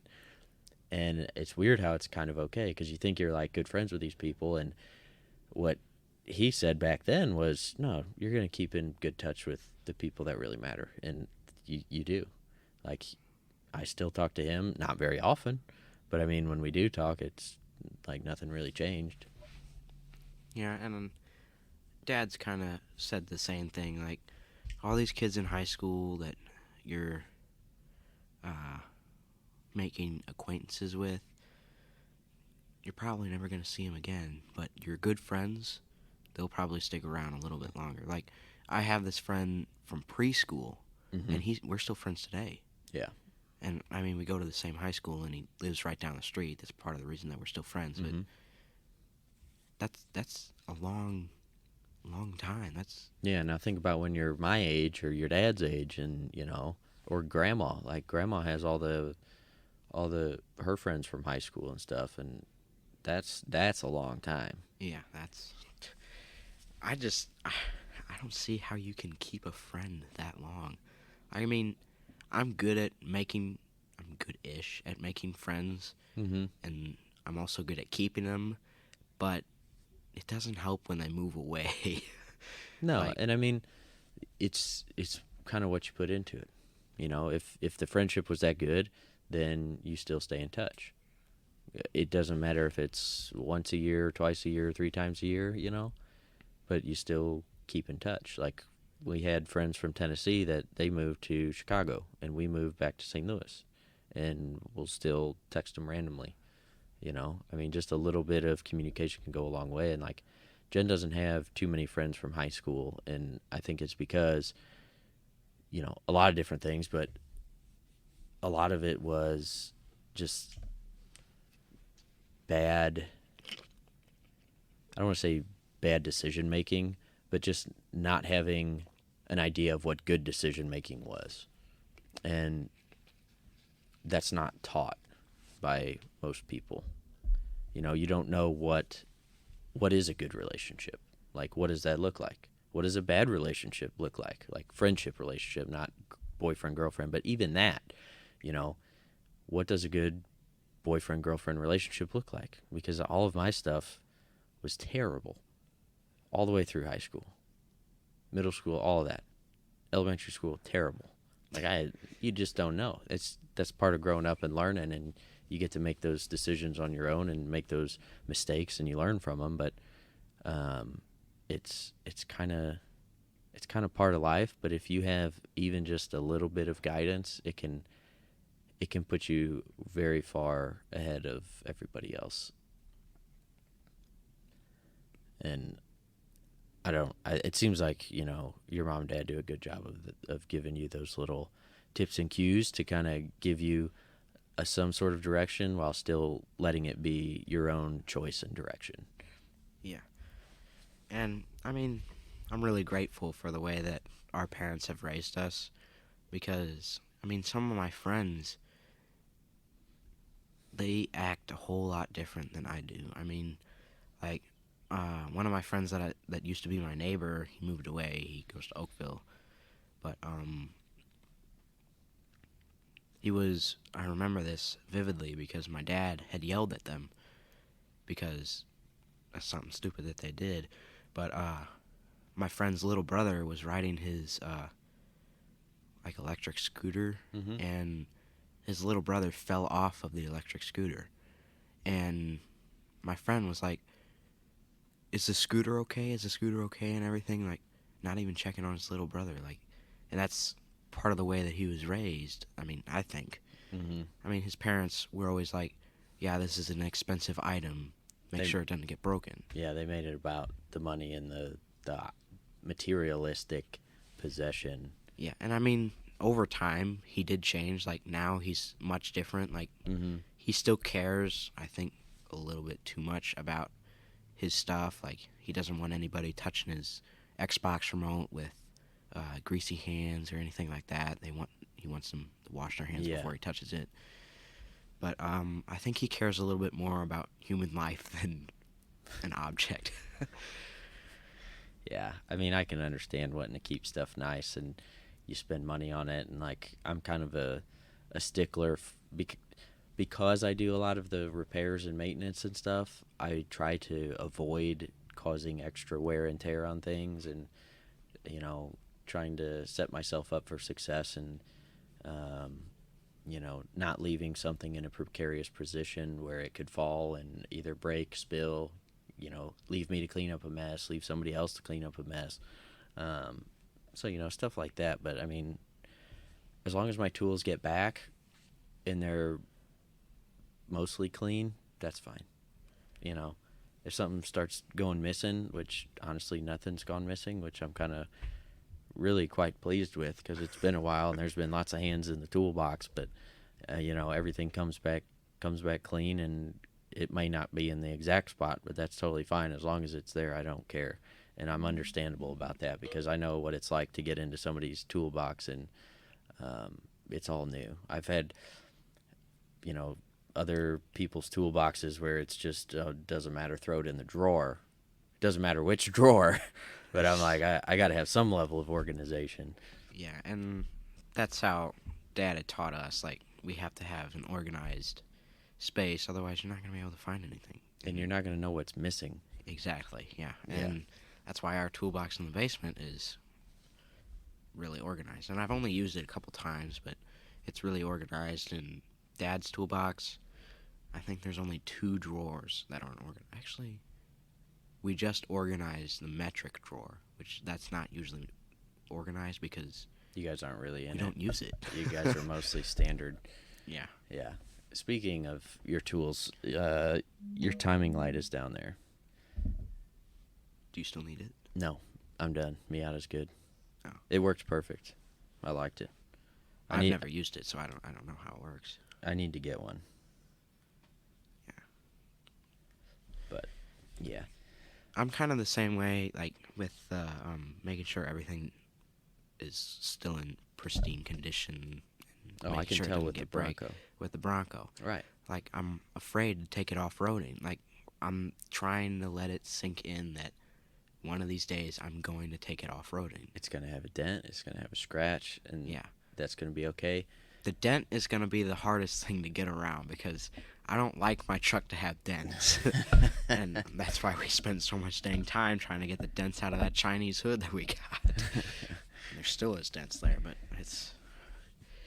I mean, I'm not ready for it to have scratches on the paint. Yeah, I know. Enjoy it. Enjoy it for a while. Yeah, and I think at least until next summer, we're going to get my black wheels that originally came on it powder-coated white.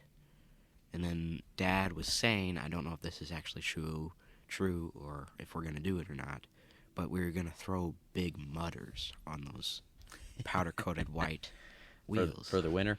Yeah, or just for off-roading in general. Yeah. That'll be cool. The tires that are on it now are kind of loud, not really, but they're Discovers, so it's... Yeah, are they mud terrains or all terrains? They're all terrains. Yeah. Yeah. That's like the perfect mix. Yeah, and so they look good, but they're not too loud, but right. And for Dad, they're too loud because he's used to the quiet cars. Well, yeah. I mean, you could go for the RC car look, get some big old wheels with like no rubber on the sidewall, and make it look silly, in my opinion. But it'd be quieter, maybe, because you'd have like road tires on it. Yeah. I'm not a fan of the RC look. It's a very distinct look. Like, you can pick it up anywhere. You're like, oh wow, that's not an RC car. Yeah. Yeah, you learned a lot of good lessons by working on the Bronco, didn't you? Yeah, I learned a lot of good lessons just working on cars in general. Yeah, I mean it's kind of nice because when you work on cars and stuff, it can have very serious repercussions, or less serious and severe repercussions. But either way, you're gonna know, and it's gonna affect you, and you're gonna have to deal with it. Like the nut on a ball joint not being on there, boom, your knuckle falls out, or of your lower control arm, and then you're dead in the water, and you got to get it towed. Like, that's something that's stuck, and oh wow, I guess I really do need to nut and bolt this thing and make sure that whenever I do something, I do it 100% right then and there. Otherwise, chances are I may probably forget. I think one of the bigger issues that I had was it was actually during Tyler's graduation. We were on our way to Grandma's house to pick her up and take her to Tyler's graduation in the blue Lincoln. And I had just rotated the tires. And we found out later on in the future that it wasn't actually my fault, Mm-hmm. but all of a sudden the lug nuts had started falling off. Like they were spitting out the back on just one wheel. And we were like, Dad, stop. We need to stop. And we got out, and the wheel was legitimately off. All of the lug nuts were gone, and the wheel was only being held on by the skirt that was on there. Jeez. Yeah, and Most cars don't have that either. yeah, so if the skirt wasn't there, the wheel would have been gone. You've been dragging. Yeah, well, let's just say Dad was very angry. He's probably PO'd. Yeah. That was actually, I think that was the reason why Dad didn't end up going to Tyler's graduation, is because the Lincoln had that problem. And he just felt sick to the stomach because that had happened. So he decided to go home, and he didn't go. But later on, we found out that it was actually the drum on the wheel. It wasn't centered. So the lug nuts, what they do is they go through the wheel, and then they lock, and they center the drum. But if the drum isn't centered already, then it's it won't let the lug nut go on all the way. Right. So as soon as that drum rotates a little bit, it takes all the pressure off the lug nuts, and they can just... Yeah. So that was the reason. Because Tyler, he was also a little bit angry with Tyler because he didn't go back and check my work. Yeah. So he had kind of partly blamed it on Tyler. And I mean, I take full responsibility for that because it was my problem. It was my fault. Yeah, you don't know what you don't know. Yeah. So that's why I always check my lug nuts twice. Like I go torque them to 100 or 110 if they need to be. Then I go back around and check them. Yeah. But See, lessons learned. I mean, that's... And you... Like, just how you said, you do it twice. You check them twice. And it took that experience for you to check them twice. Otherwise, you might not ever check them twice, And it's... That type of thought process can transfer over into anything from cooking a pizza in the oven to doing your dishes.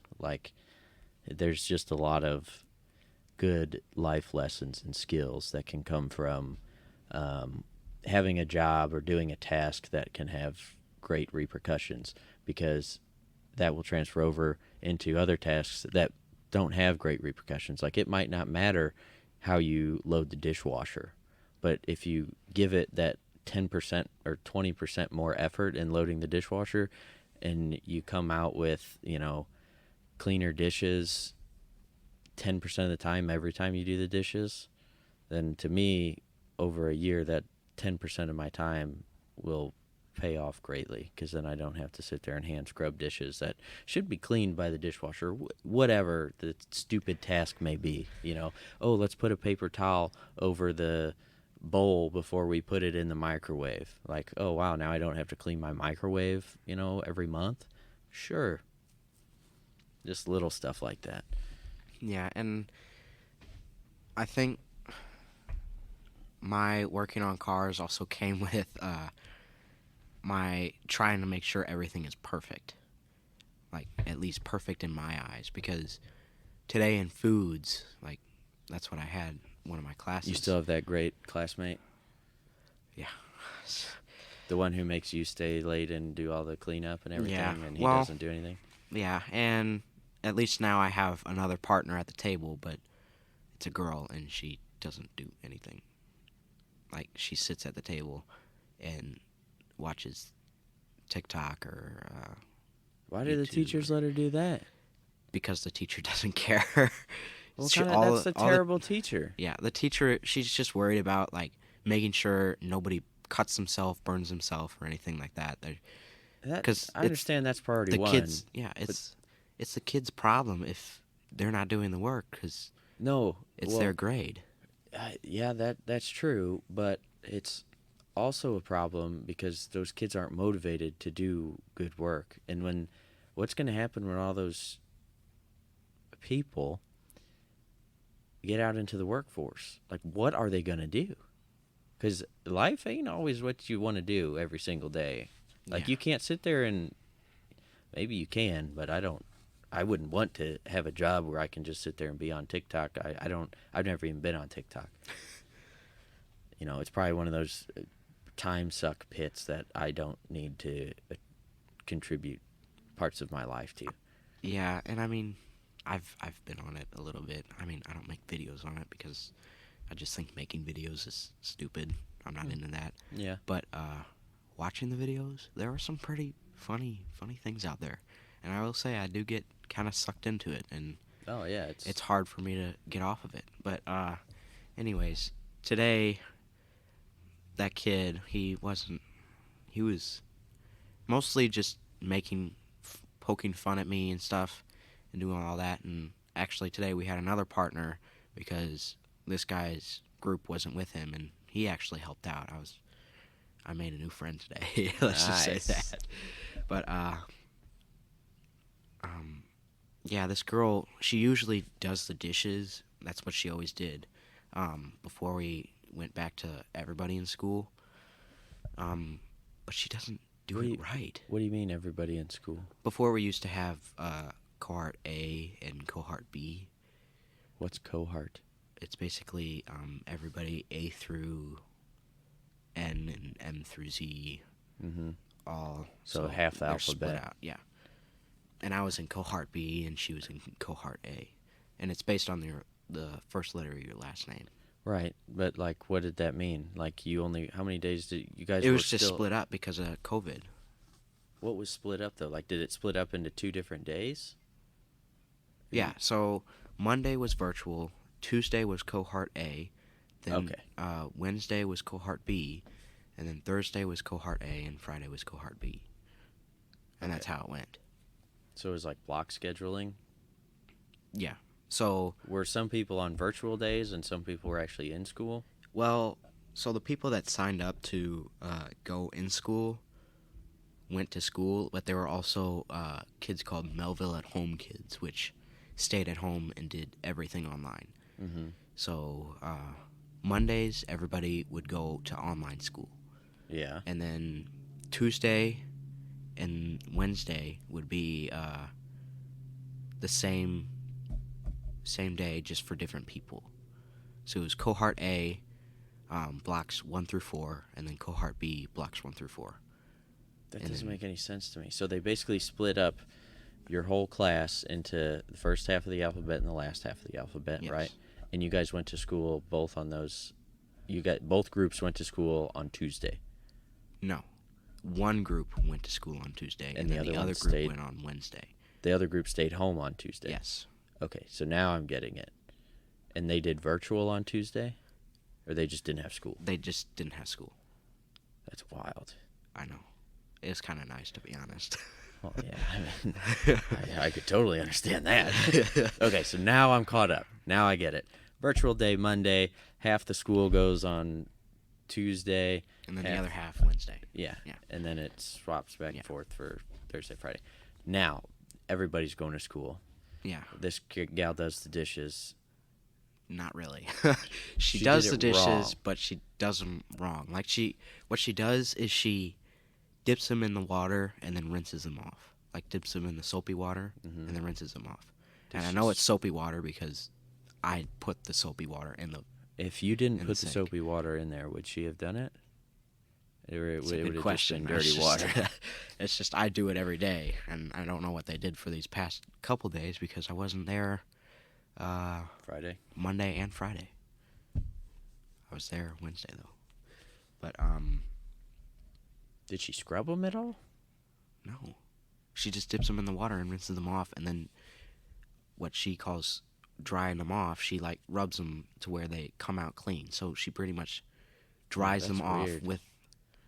She cleans it as she dries it. She, like, wipes off the chunks or whatever, the residues. Yeah, so what I end up doing towards the end, while everybody's eating their food, I get all the dishes that she's done and I wash them. Because it has to be done to your level of completeness. Yeah, that's a thing, because I do that too. Like, I'll open up my dishwasher before I start it, and I'm like, can't have this. Got to rearrange it. Yeah. It's just, it's what I like to call OCD, It's Yeah, I get it totally. I mean, you've seen me and how I work. yeah. But this kid today, boy, it was a big mistake. I let him chop up the vegetables with Like dicing the vegetables. Yeah. Do you know why it's called dicing? Well, on the paper it said chopping, like chopped pepper, chopped onion. Yeah. But dicing, you cut them into squares or cubes. Like dice. Yeah. But yeah. So basically, I was kind of worried because usually I don't let this kid do any hard stuff. Like the last time we made pizza, he wanted to take the dough and chuck it up in the air, like and act like professional pizza people do. Yeah. I was like, don't do that. We got a roller. We can use the roller. We'll just do that. So then that way the pizza crust actually comes out okay. You can toss your pizza when you get to your house. Yeah. I'm not letting you mess up my pizza by throwing it up in the air This is and my grade 2. failing to catch it. But I usually do like cutting or doing the pizza dough and stuff like the hard stuff, and then I let him do the easy stuff. Mm-hmm. But today I let him do the cutting. Now, what did you have to do that warranted you letting him do the cutting? I had to get the materials because he usually does get the materials. Mm-hmm. Materials like baking goods or like get out the utensils and the bowls. The stuff that's not in our kitchen, like the food materials that's not in our kitchen. Like we have flour and sugar, salt and pepper, but we don't have. Today we got ketchup and ground beef. And where do you go to get that? Just up to the front of the classroom. Oh, so usually he does that. mm-hmm. He doesn't do a good job of it because our tray always comes back an absolute mess. It's not organized when it comes back. No, it's... He's never worked on a car, Yeah, you could tell. I set the tray up to where it's all organized, and I'm like, okay, you do this, do this, do this, and he's off in his own world. I feel kind of bad because, I don't want to be that kid that's like, you got to follow my rules. I just want... I want to be that kid that's like, I want my stuff organized. I don't want it to be a mess. And he uses... I can't even explain. He just... Oh, I get it. Nerve-wracking. Yeah, stressful. Have you ever worked with anybody who has similar thought processes? Who works the way that you agree with? Is it easier or harder? Sometimes it's kind of hard because we're both trying to do the same thing, Mm-hmm. But sometimes I kind of find it easier because they also like to listen to what I've got to say, and then of course I listen to what they've got to say, and then we kind of try to meet in the middle. Like that's what I do with most of my friends, and that's how I made most of my friends. Like we like to agree on stuff. And that's one thing I'll say about lasting relationships is the relationship goes both ways. Like you got to listen to them, they got to listen to you. There has to be common interest, otherwise it just doesn't work. Like it if one person's really into checkers and one person's really into cars, there's not a whole lot of common interest there. Yeah. And I kind of have... My mind just... Go. blank. I don't know what... I don't know where I was going with that. There is a way to compare somebody who likes checkers to somebody who likes cars. And if you choose to, if it's worth the effort, you can have a conversation with that person and they can have a conversation with you. And, I'm sure the more you talk, the more things you'll find in common to talk about. And I think that's why, maybe politics and stuff is such a big topic because it's easy. Everybody has an opinion about that for the most part. And, it's so force-fed, through all the social media platforms and other media platforms that I'm just honestly grateful that I don't have regular TV. I don't watch news. I don't have the capacity for that level of stress in my life ever. I have enough that I put on my own self that I don't need to deal with, what all the giant other problems of the world are, because I have a hard enough time dealing with my own, and maybe that's a problem in itself, because you know currently right now in my life I'm trying to think of what is a problem that is going on in my life locally that I can actually fix, repair, make better, do better. What's my purpose right now? Because right now I'm helping some of my neighbors and stuff. Obviously, I'm working on their cars, helping my friends out, helping them with cars in the shop, stuff like that, and that feels good. But I don't think that's where I'm gonna finish at, because like I'm starting to open up into the whole dad life thing, and I'm really really really liking it, and I want to do more with that. Like I want to go, I don't know what I want to do, but like I feel like if I could go be a camp counselor or something for like, or lead like a Boy Scout troop or something every weekend, or plan stuff like that. I feel like I can connect good with the youth and help them grow and become better, and that's kind of what I want to. I don't know how to do that, but I'm trying to figure it out. Yeah, and I mean, I think that's kind of cool that you want to. I mean, I know you used it as an example, like being a Boy Scout leader or something like that. I think that would be really cool to see you as a Boy Scout leader for your Well, kid. thank I you. mean, Which is funny because I've never been in Boy Scouts. I went to one Boy Scout event with a friend when I was 17 or 18, and it was at what's the one off 44 right there? Beaumont Ranch. Oh, yeah. I mean, they have some cool stuff out of Beaumont. At least now they do. They have like this giant rock tower that you can climb. Yeah, the wooden one. Yeah. Yeah. They just refurbished it, and it's pretty neat. They do shooting there too. Yeah, shooting bows and arrows, shotguns, and Yep. stuff like that. It's really fun. They have 20 miles of trails, because I did a trail run there. That was my first big trail run, and let me tell you, that was an experience. So I had been running pretty regularly, and then I got sick, and I couldn't run for like 2 weeks. And this was all way before COVID and everything. And I was like, well, I don't know, I'll just go wing it. I was like, I don't this was back when I used to be able to go out and I had a pace or an effort level, and that was, it was like 80 or 90%, and I would just go as far as I could. And I could probably get, half marathon distance and run like a 8-minute mile on pretty good elevation, which is fast. And this one, I had never done anything over 13 miles. I think I might have done, which is a half marathon. And I was like, whatever, we'll just go do it. And I was rudely awakened. I'm one of the guys that was, oh no, if there's a hill, you still run the hill. And now I'm like, oh no, that's dumb, because when you run the hill, you just wiped out the whole rest of the race, because you blew your heart rate up, and then you're never going to be able to recover from it. And that race was really cool, because it was like, I might have said this before on this podcast, but it was like 4 different loops. So, you start down in the valley, you run up, kind of do one loop, go up to the top of the hill, come down, and then you go up, do another loop to top of a different hill, and then come down.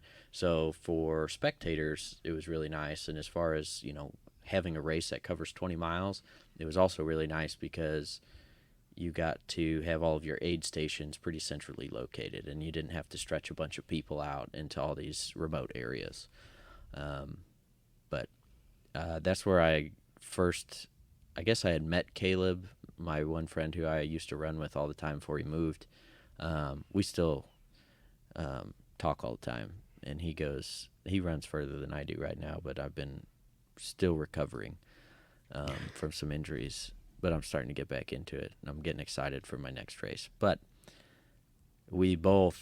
so he passed me like after the first couple miles, and he was gone, and I was like, I'll never see him again. And I had seen him in other races that we had done together, and he was usually faster than me. I think I beat him on one half marathon, but all the shorter stuff he was faster.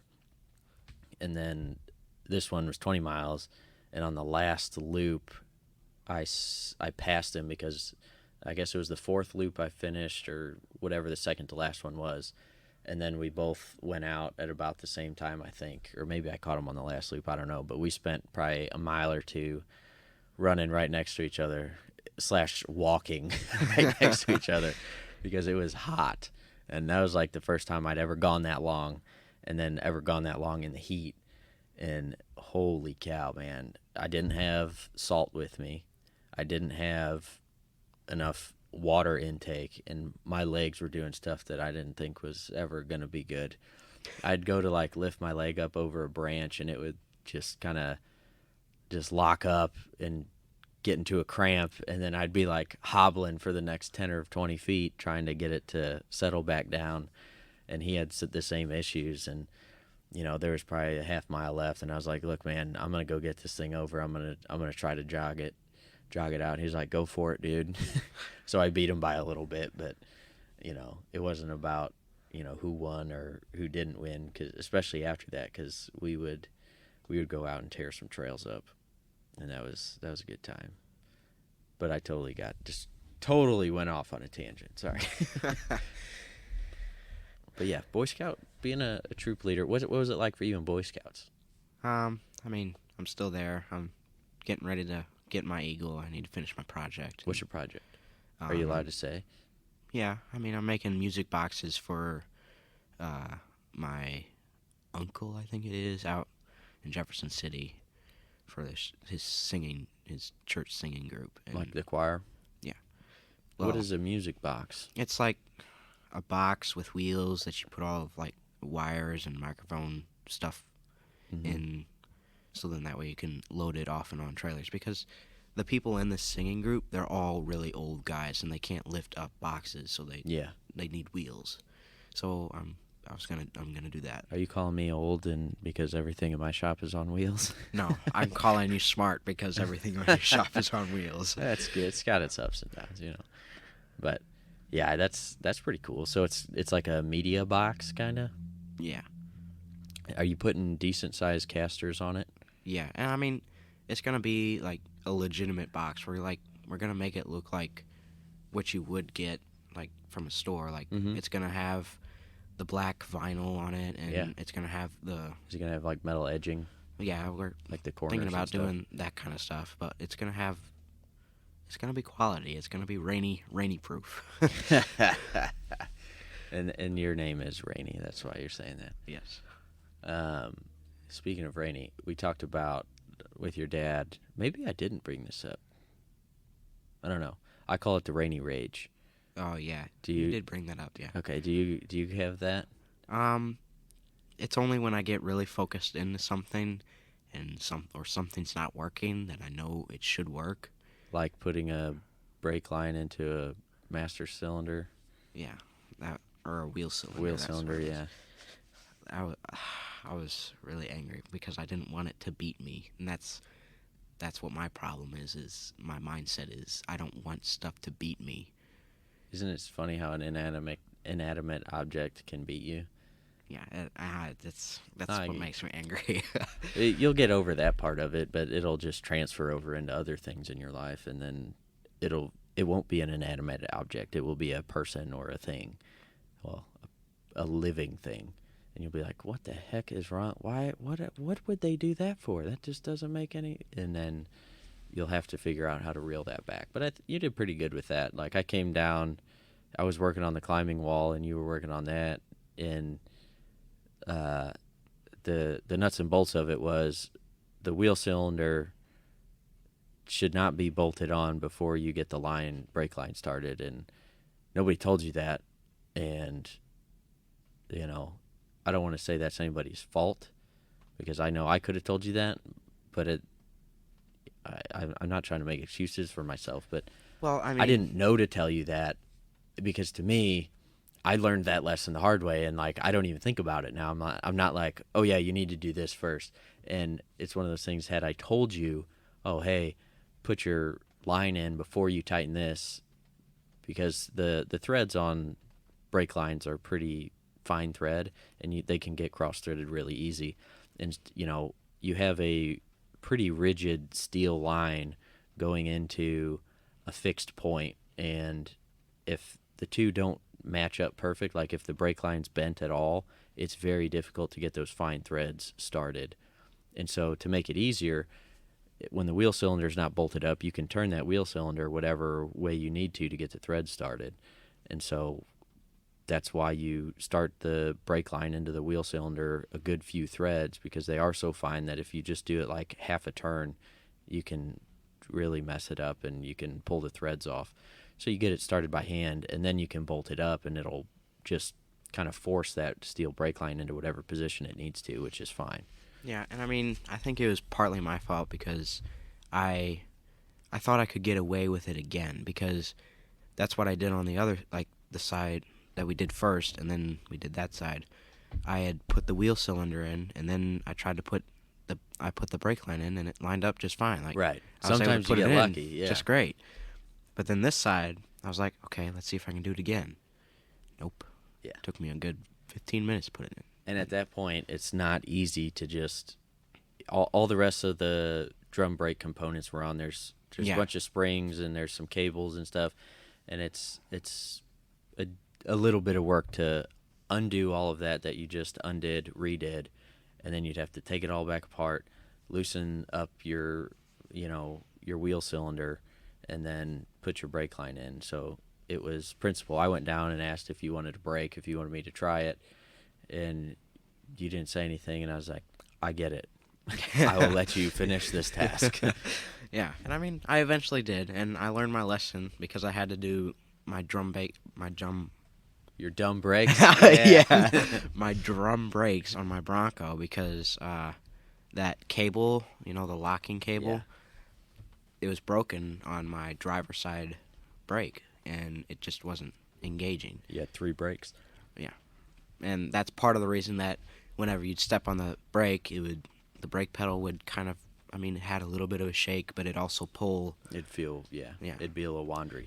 And it was also using the front brakes a whole lot more. That's why I had a bunch of brake dust on my front wheels, because they were being used the whole time, because I didn't have rear brakes. But, I learned that lesson for when I did my brakes, so. It helped.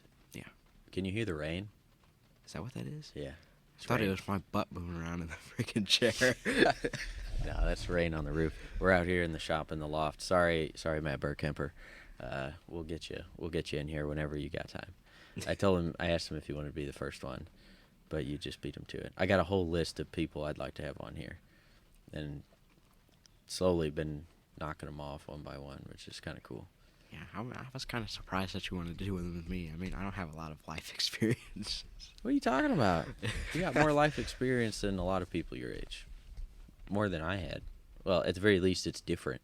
Yeah. Like, it's all relative. I have my own experience that I grew from, and you have yours, and if, not everybody's is the same. So you learned certain things that I never did, and I learned certain things that you never did, and if other people can learn from them, then cool. But, yeah. Anything else? What else? I don't really know. You talk about my elementary school experience. Let's talk a little bit about your school experience. So, did you ever get in any fights? Oh boy. No, you don't have to answer that if you don't want to, but I'm not gonna deny it, because in elementary school I was a really bad kid. why were you bad? In what way? Because I was still learning. At least that's what my mindset was. What do you mean? I was very easy to get angry. Like, some kids had would the pick Rainey on range? me. Yeah, Why would they pick on you? because I'm easy to pick on. What did they say? You're I mean, 6'1" now. Yeah, How but easy could you be to pick on? I wasn't that athletic, and I was very sensitive about some stuff. Like, I wanted to be really good at a lot of things, but I wasn't always good at this stuff. And those kids would always tease me like, "Oh, you're not perfect at everything." So what did you do anything to get better at the things you wanted to improve on? I mean, some of those things, they were like, I didn't really care if I got better at it because they were. I mean, I was in elementary school. Yeah, Like, but like what was something that you did want to get good at, um, that you had the capability to get better at? I wanted to get better at long distance running because I was pretty quick, like short distance, and actually for the longest time I was the fastest kid at our school. And then this kid Maxwell Wagner, he pulled in and pulled out the turbo. Are you talking like recess running, like Yeah, I mean, we like had this 50 track. It was yards? like an actual, what we would call, like I called it a drag track, like, Yeah, and it was just 2 lanes right next to each other, and it was like it was pretty a good short. ways. But Like yeah, length it of a was- football field or like half? no, it was not even half. Okay, It so was it much shorter. was a short sprint. But and I mean, I was really quick at that. But whenever gym came around to do long distance running, Like the mile or like Yeah. multiple laps? well, I mean, it was elementary school, so we didn't have the mile, but we had something similar to it. So it was like longer running. Mm-hmm. I could never do it because I got so tired easily because I was stupid and I wanted to run fast. And then you can't run fast forever. Yeah. So I wanted to get better at that, and I mean, I guess I kind of did. I can't run short sprints anymore, but Yeah. I can run for a pretty long time, kind of. You want to go run with me? No, that's different.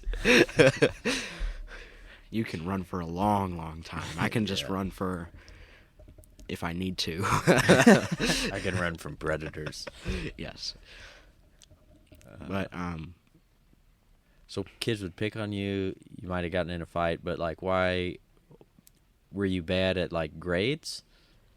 I don't think I was actually too bad like at doing great. I mean, I'm not that bad now. I'm not that bad in the grade division, but there was one time 3rd grade I was really, really bad because I didn't want to do any of the work Mm-hmm. because it was like that was the time when we were learning to spell and stuff, and I had all these tests that I didn't want to do, and It was kind of overwhelming. yeah, and a whole bunch of homework that I didn't want to do. Yeah. But the teacher, it actually got so bad that the teacher put me at this big desk at the back of the class with a folder, so then that way I couldn't look at anybody and nobody could distract me. And I had a tower of homework to do. So I'd sit back there for pretty much the whole day and do homework. Did it work? I guess, because now I know to do my homework. So they had to isolate you and keep the distractions down and say, look, this is your time to do your homework, and that's all you need to do right now, and that helped. Yeah, and I mean, I'm not just calling myself a funny kid because people that call themselves funny kids aren't usually funny. But in elementary school and kind of in middle school, I was a funny kid. Mm. I was that jokester that always did a bunch of Did stupid you stuff. Were you like doing stupid stuff to the teacher and like talking back to them, or was No, it just I- within classmates? I wasn't rude to anybody, like any of my teachers, because I knew that they were the adult and they have Authority, yeah. and it's just.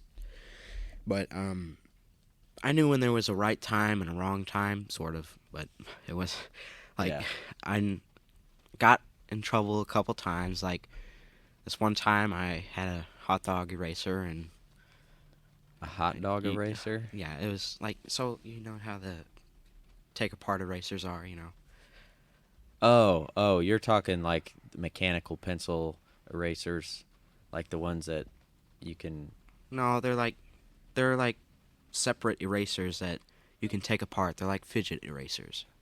Dude, we didn't have stuff. We didn't have fidget stuff when I went to school. Well, that's what that was the big deal back. Maybe at least that's when I part was of the in elementary problem. They give these kids too many things to fidget with. school. Yeah, I mean, I think that's So part of my problem. you made a dick joke out of a. Yeah, and I had to go to the principal's office for that one.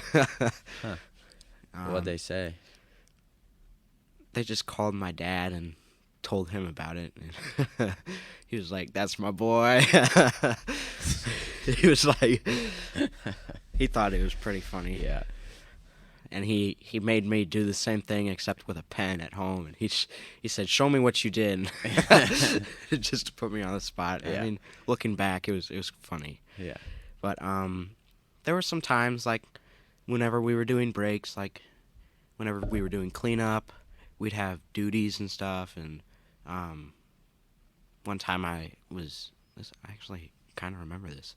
In 4th grade, I was doing cleanup duty and I had a broom, and the teacher had walked out of the room, so I took the broom and rode it, like a witch, and I rode it around the room. And then when the teacher got back, I just sat there and danced with the broom, and everybody was just laughing. And then the teacher started laughing because I was dancing with a broom, and she didn't see the riding of the broom. I'll call you Harry Potter now. Yeah. Were those movies out by then? Yeah, I think so. 4th grade? I don't even know. That doesn't seem too bad. No, but I mean, I did get into fights. Like, one time this kid stole my kickball, and I brought him up to, because our school it was weird. It was like a rectangle, but the windows would come out like triangles. And I brought him up to one of these corners, and I was choking him. And, I mean, I wasn't choking him hard. I just was holding him by the neck. Like, "Give me back my ball. This is my ball. Give it back." And he bit me. Like, he reached down, and bit me. Did you have to get rabies shots? No. No, but I got suspended for that one. Well, it was an in-school suspension, so. What happened to the kid who bit you? He got an in-school suspension. Were you guys in too. the same room at the same time? Yeah. Was We that were weird? in different, areas of the room, but we were still in the same room. Yeah. No. Are you friends with him now? No, he's kind of. What's He doesn't really like me exactly today. And I mean, he's actually a really buff kid now. Oh, really? Yeah. I mean, he's not up to your standards, but he's a football player, a basketball player, and he's fit. So. Yeah. Then I'm over here looking like a straight marshmallow. Shoot, well, dude, if you wanted to, you could be uber strong. You know that. It's in your DNA. Yeah, and I mean, I find myself to be pretty strong for what I am. Yeah, I've seen you do some ring work over here in the gym. Oh, boy. I think Kyle has a really good shot at being. He could be really big and strong. Because when he comes over here, he's like, "Can I play with your weights?" Yeah, play with them. And I don't think he's doing anything. And he's only 13.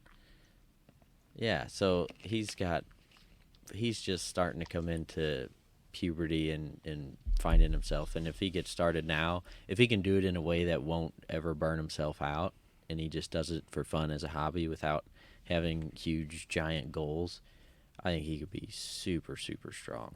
Yeah, and I mean, he's still supposed to get taller than me, apparently, and I mean, I believe it. Because we've been doing the same thing, eating the same amount of beef, kind of, not really, but, and then also drinking a whole lot of milk. I mean, apparently, according to Mom, that's what does it. But, I mean, it worked for me, I guess. I was 5'7" last year. Yeah, that's my height, and you're 6'1" now. Yeah. Maybe I'll get much taller, right? Because we just got all this beef yesterday, so yeah, I don't know. I think I'm done. Yeah. Sorry, Jackson. You're gonna be short, but I think you'll be. He's pretty dang strong. Still surprises me. I take him over to the rings, and then he grabs one, and then he grabs the other one, and he's just like meat hooking it because the rings are bigger. He can't get his hand around them. And then I can just let him go, and he'll just almost have himself held up in a locked off position. And I'm like, I try to not hold him in that position for too long.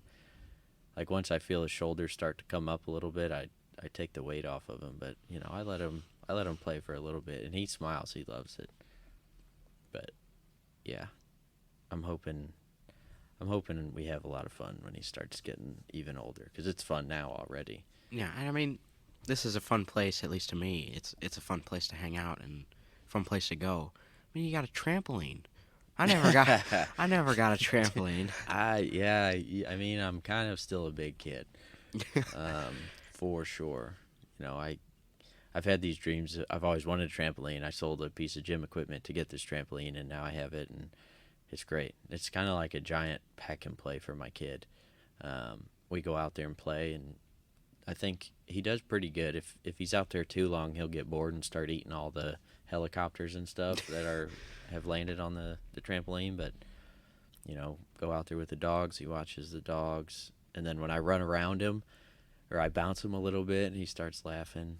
And then, we got the rock climbing wall. We got all the stuff. He's if he wants to be good at something athletic, he can be good at it.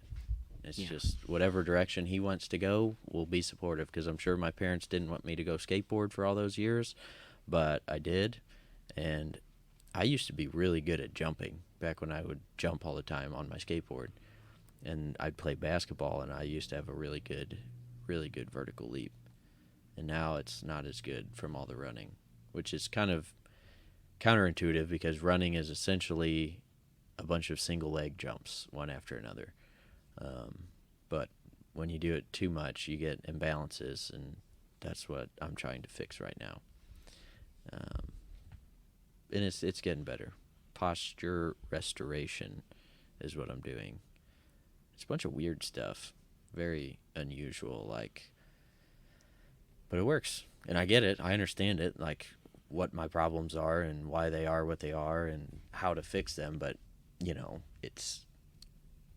learn. I'm trying to think. You learn how to brush your teeth with your right hand because you're right-handed, and then you switch to your left hand, and it's like you're smearing toothpaste all over your nose, and you're like, what the heck am I doing? And that's kind of what posture restoration is like.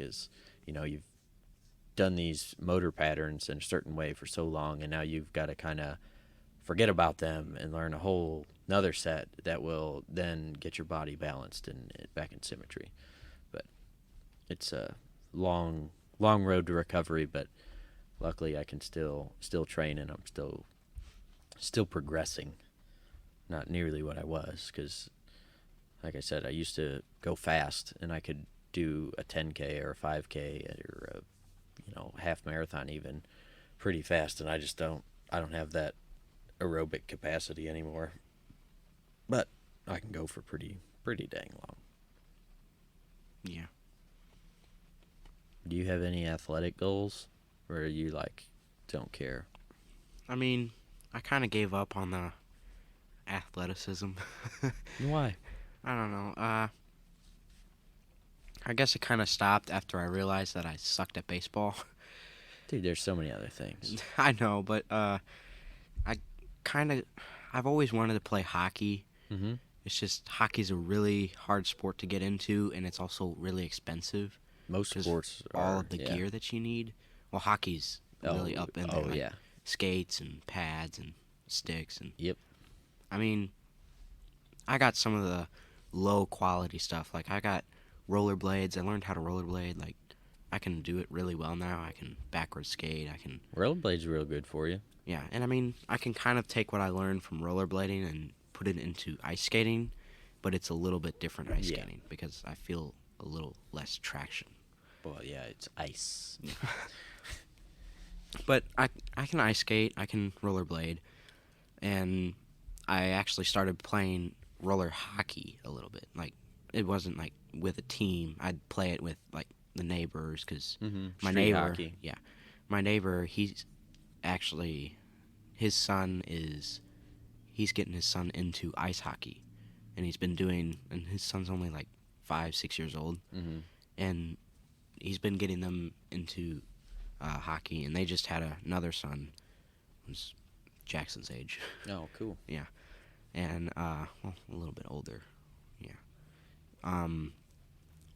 but they're really big into sports, mostly hockey, and that's where I started to get into the hockey thing, because I took Aunt Jane's skates and I tried to rollerblade in those. Boy, was that a big mistake. Why? Jane's feet were much smaller than mine. Oh, yeah, you can't. That and her rollerblades were really old, so as soon as I put them on, I stood up, they broke around my feet, and I still use them. I wrapped them in duct tape and still use them. Oh my gosh. So I was using duct tape rollerblades, pretty much duct tape to my feet and just rolling around. If you can learn on duct tape rollerblades, that you'll probably be real good if you get in some real blades. Well, that yeah, fit and you. later on in the future, later on, I got like they were pretty cheap, at least for what they were. They were about $100 Mm-hmm. for what they're called is Code 9 rollerblades. That's what I got now, but That's just a brand. yeah, Okay. they're too small now, so I need to get new ones so then I can get started doing that again because it's summertime and that's what we do in the summertime. I like to play hockey with the neighbors because Mhm. it's fun. And See, I think for me, the reason I'm the way I am now is because I wasn't ever big.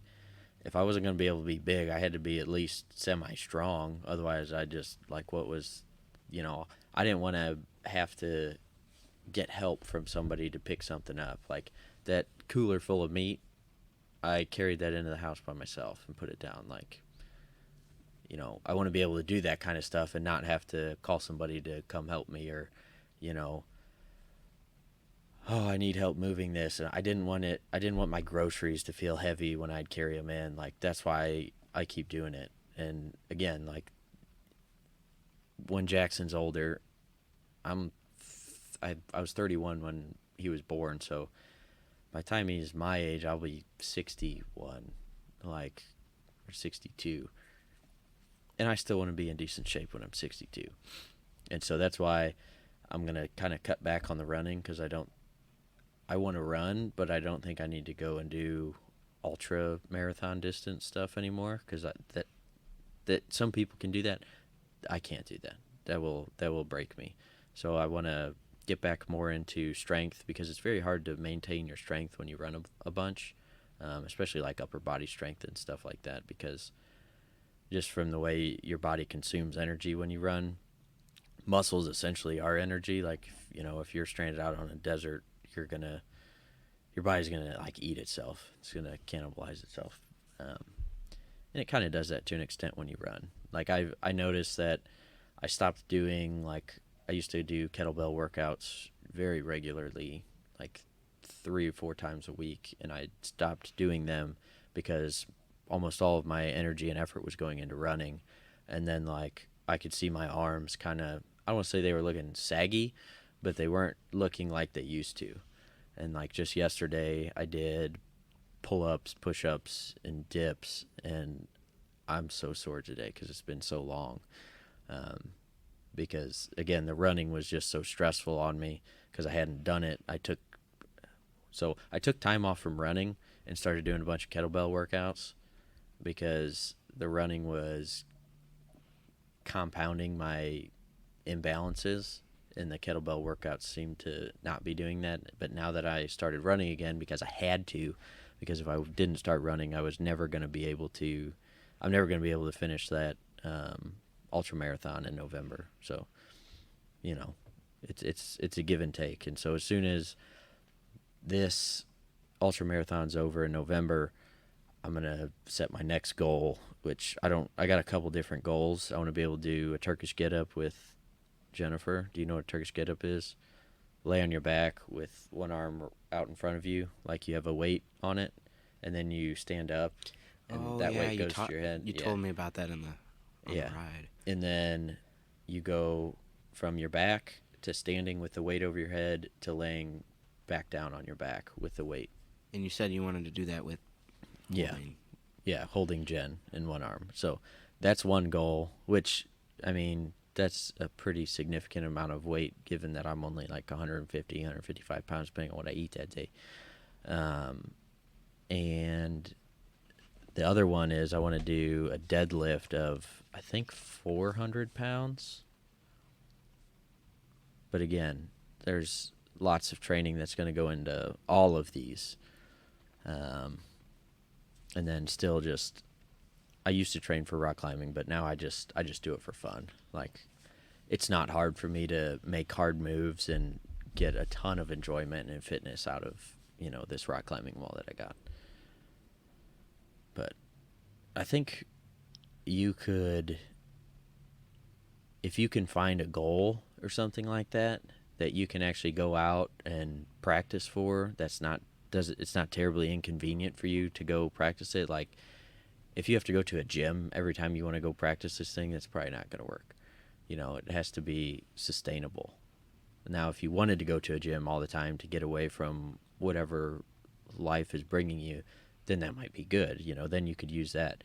But, you know, say you want to be a better hockey player. Well, you're going to be a better hockey player if you lose, like, say you're super obese. If you lose a bunch of weight, you're going to be a better hockey player because you're going to be more agile and more nimble, and you probably won't get as tired as fast. And that's kind of what led me to all of this working out and how I am now, is just having these little goals and not ever wanting to lose it, because I know what it takes to get somewhere physically, and when you lose it, to get back there is very hard, because I've had to do that with injuries and stuff like that. So if you ever want to say, I don't know what goal might be attainable for me, but I want to go achieve a goal, because honestly, once you start working towards a goal, I think the hardest part is setting one.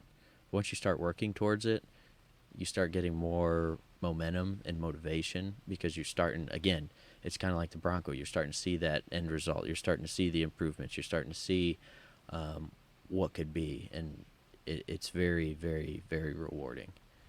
But if you ever do want to, just let me know. We'll find something. It's not hard. I mean, it's hard work, but it's not hard to find something to go for and go get it. Yeah. Well, I don't think our plan for waiting for the rain to stop to move the car around is going to work. Yeah. I'm gonna have to go here soon. Yeah, no, that's what I'm getting ready to. Let's wrap it up. Yeah. I don't have anything else to add. Good deal. We'll catch you next time. Thanks. Yeah.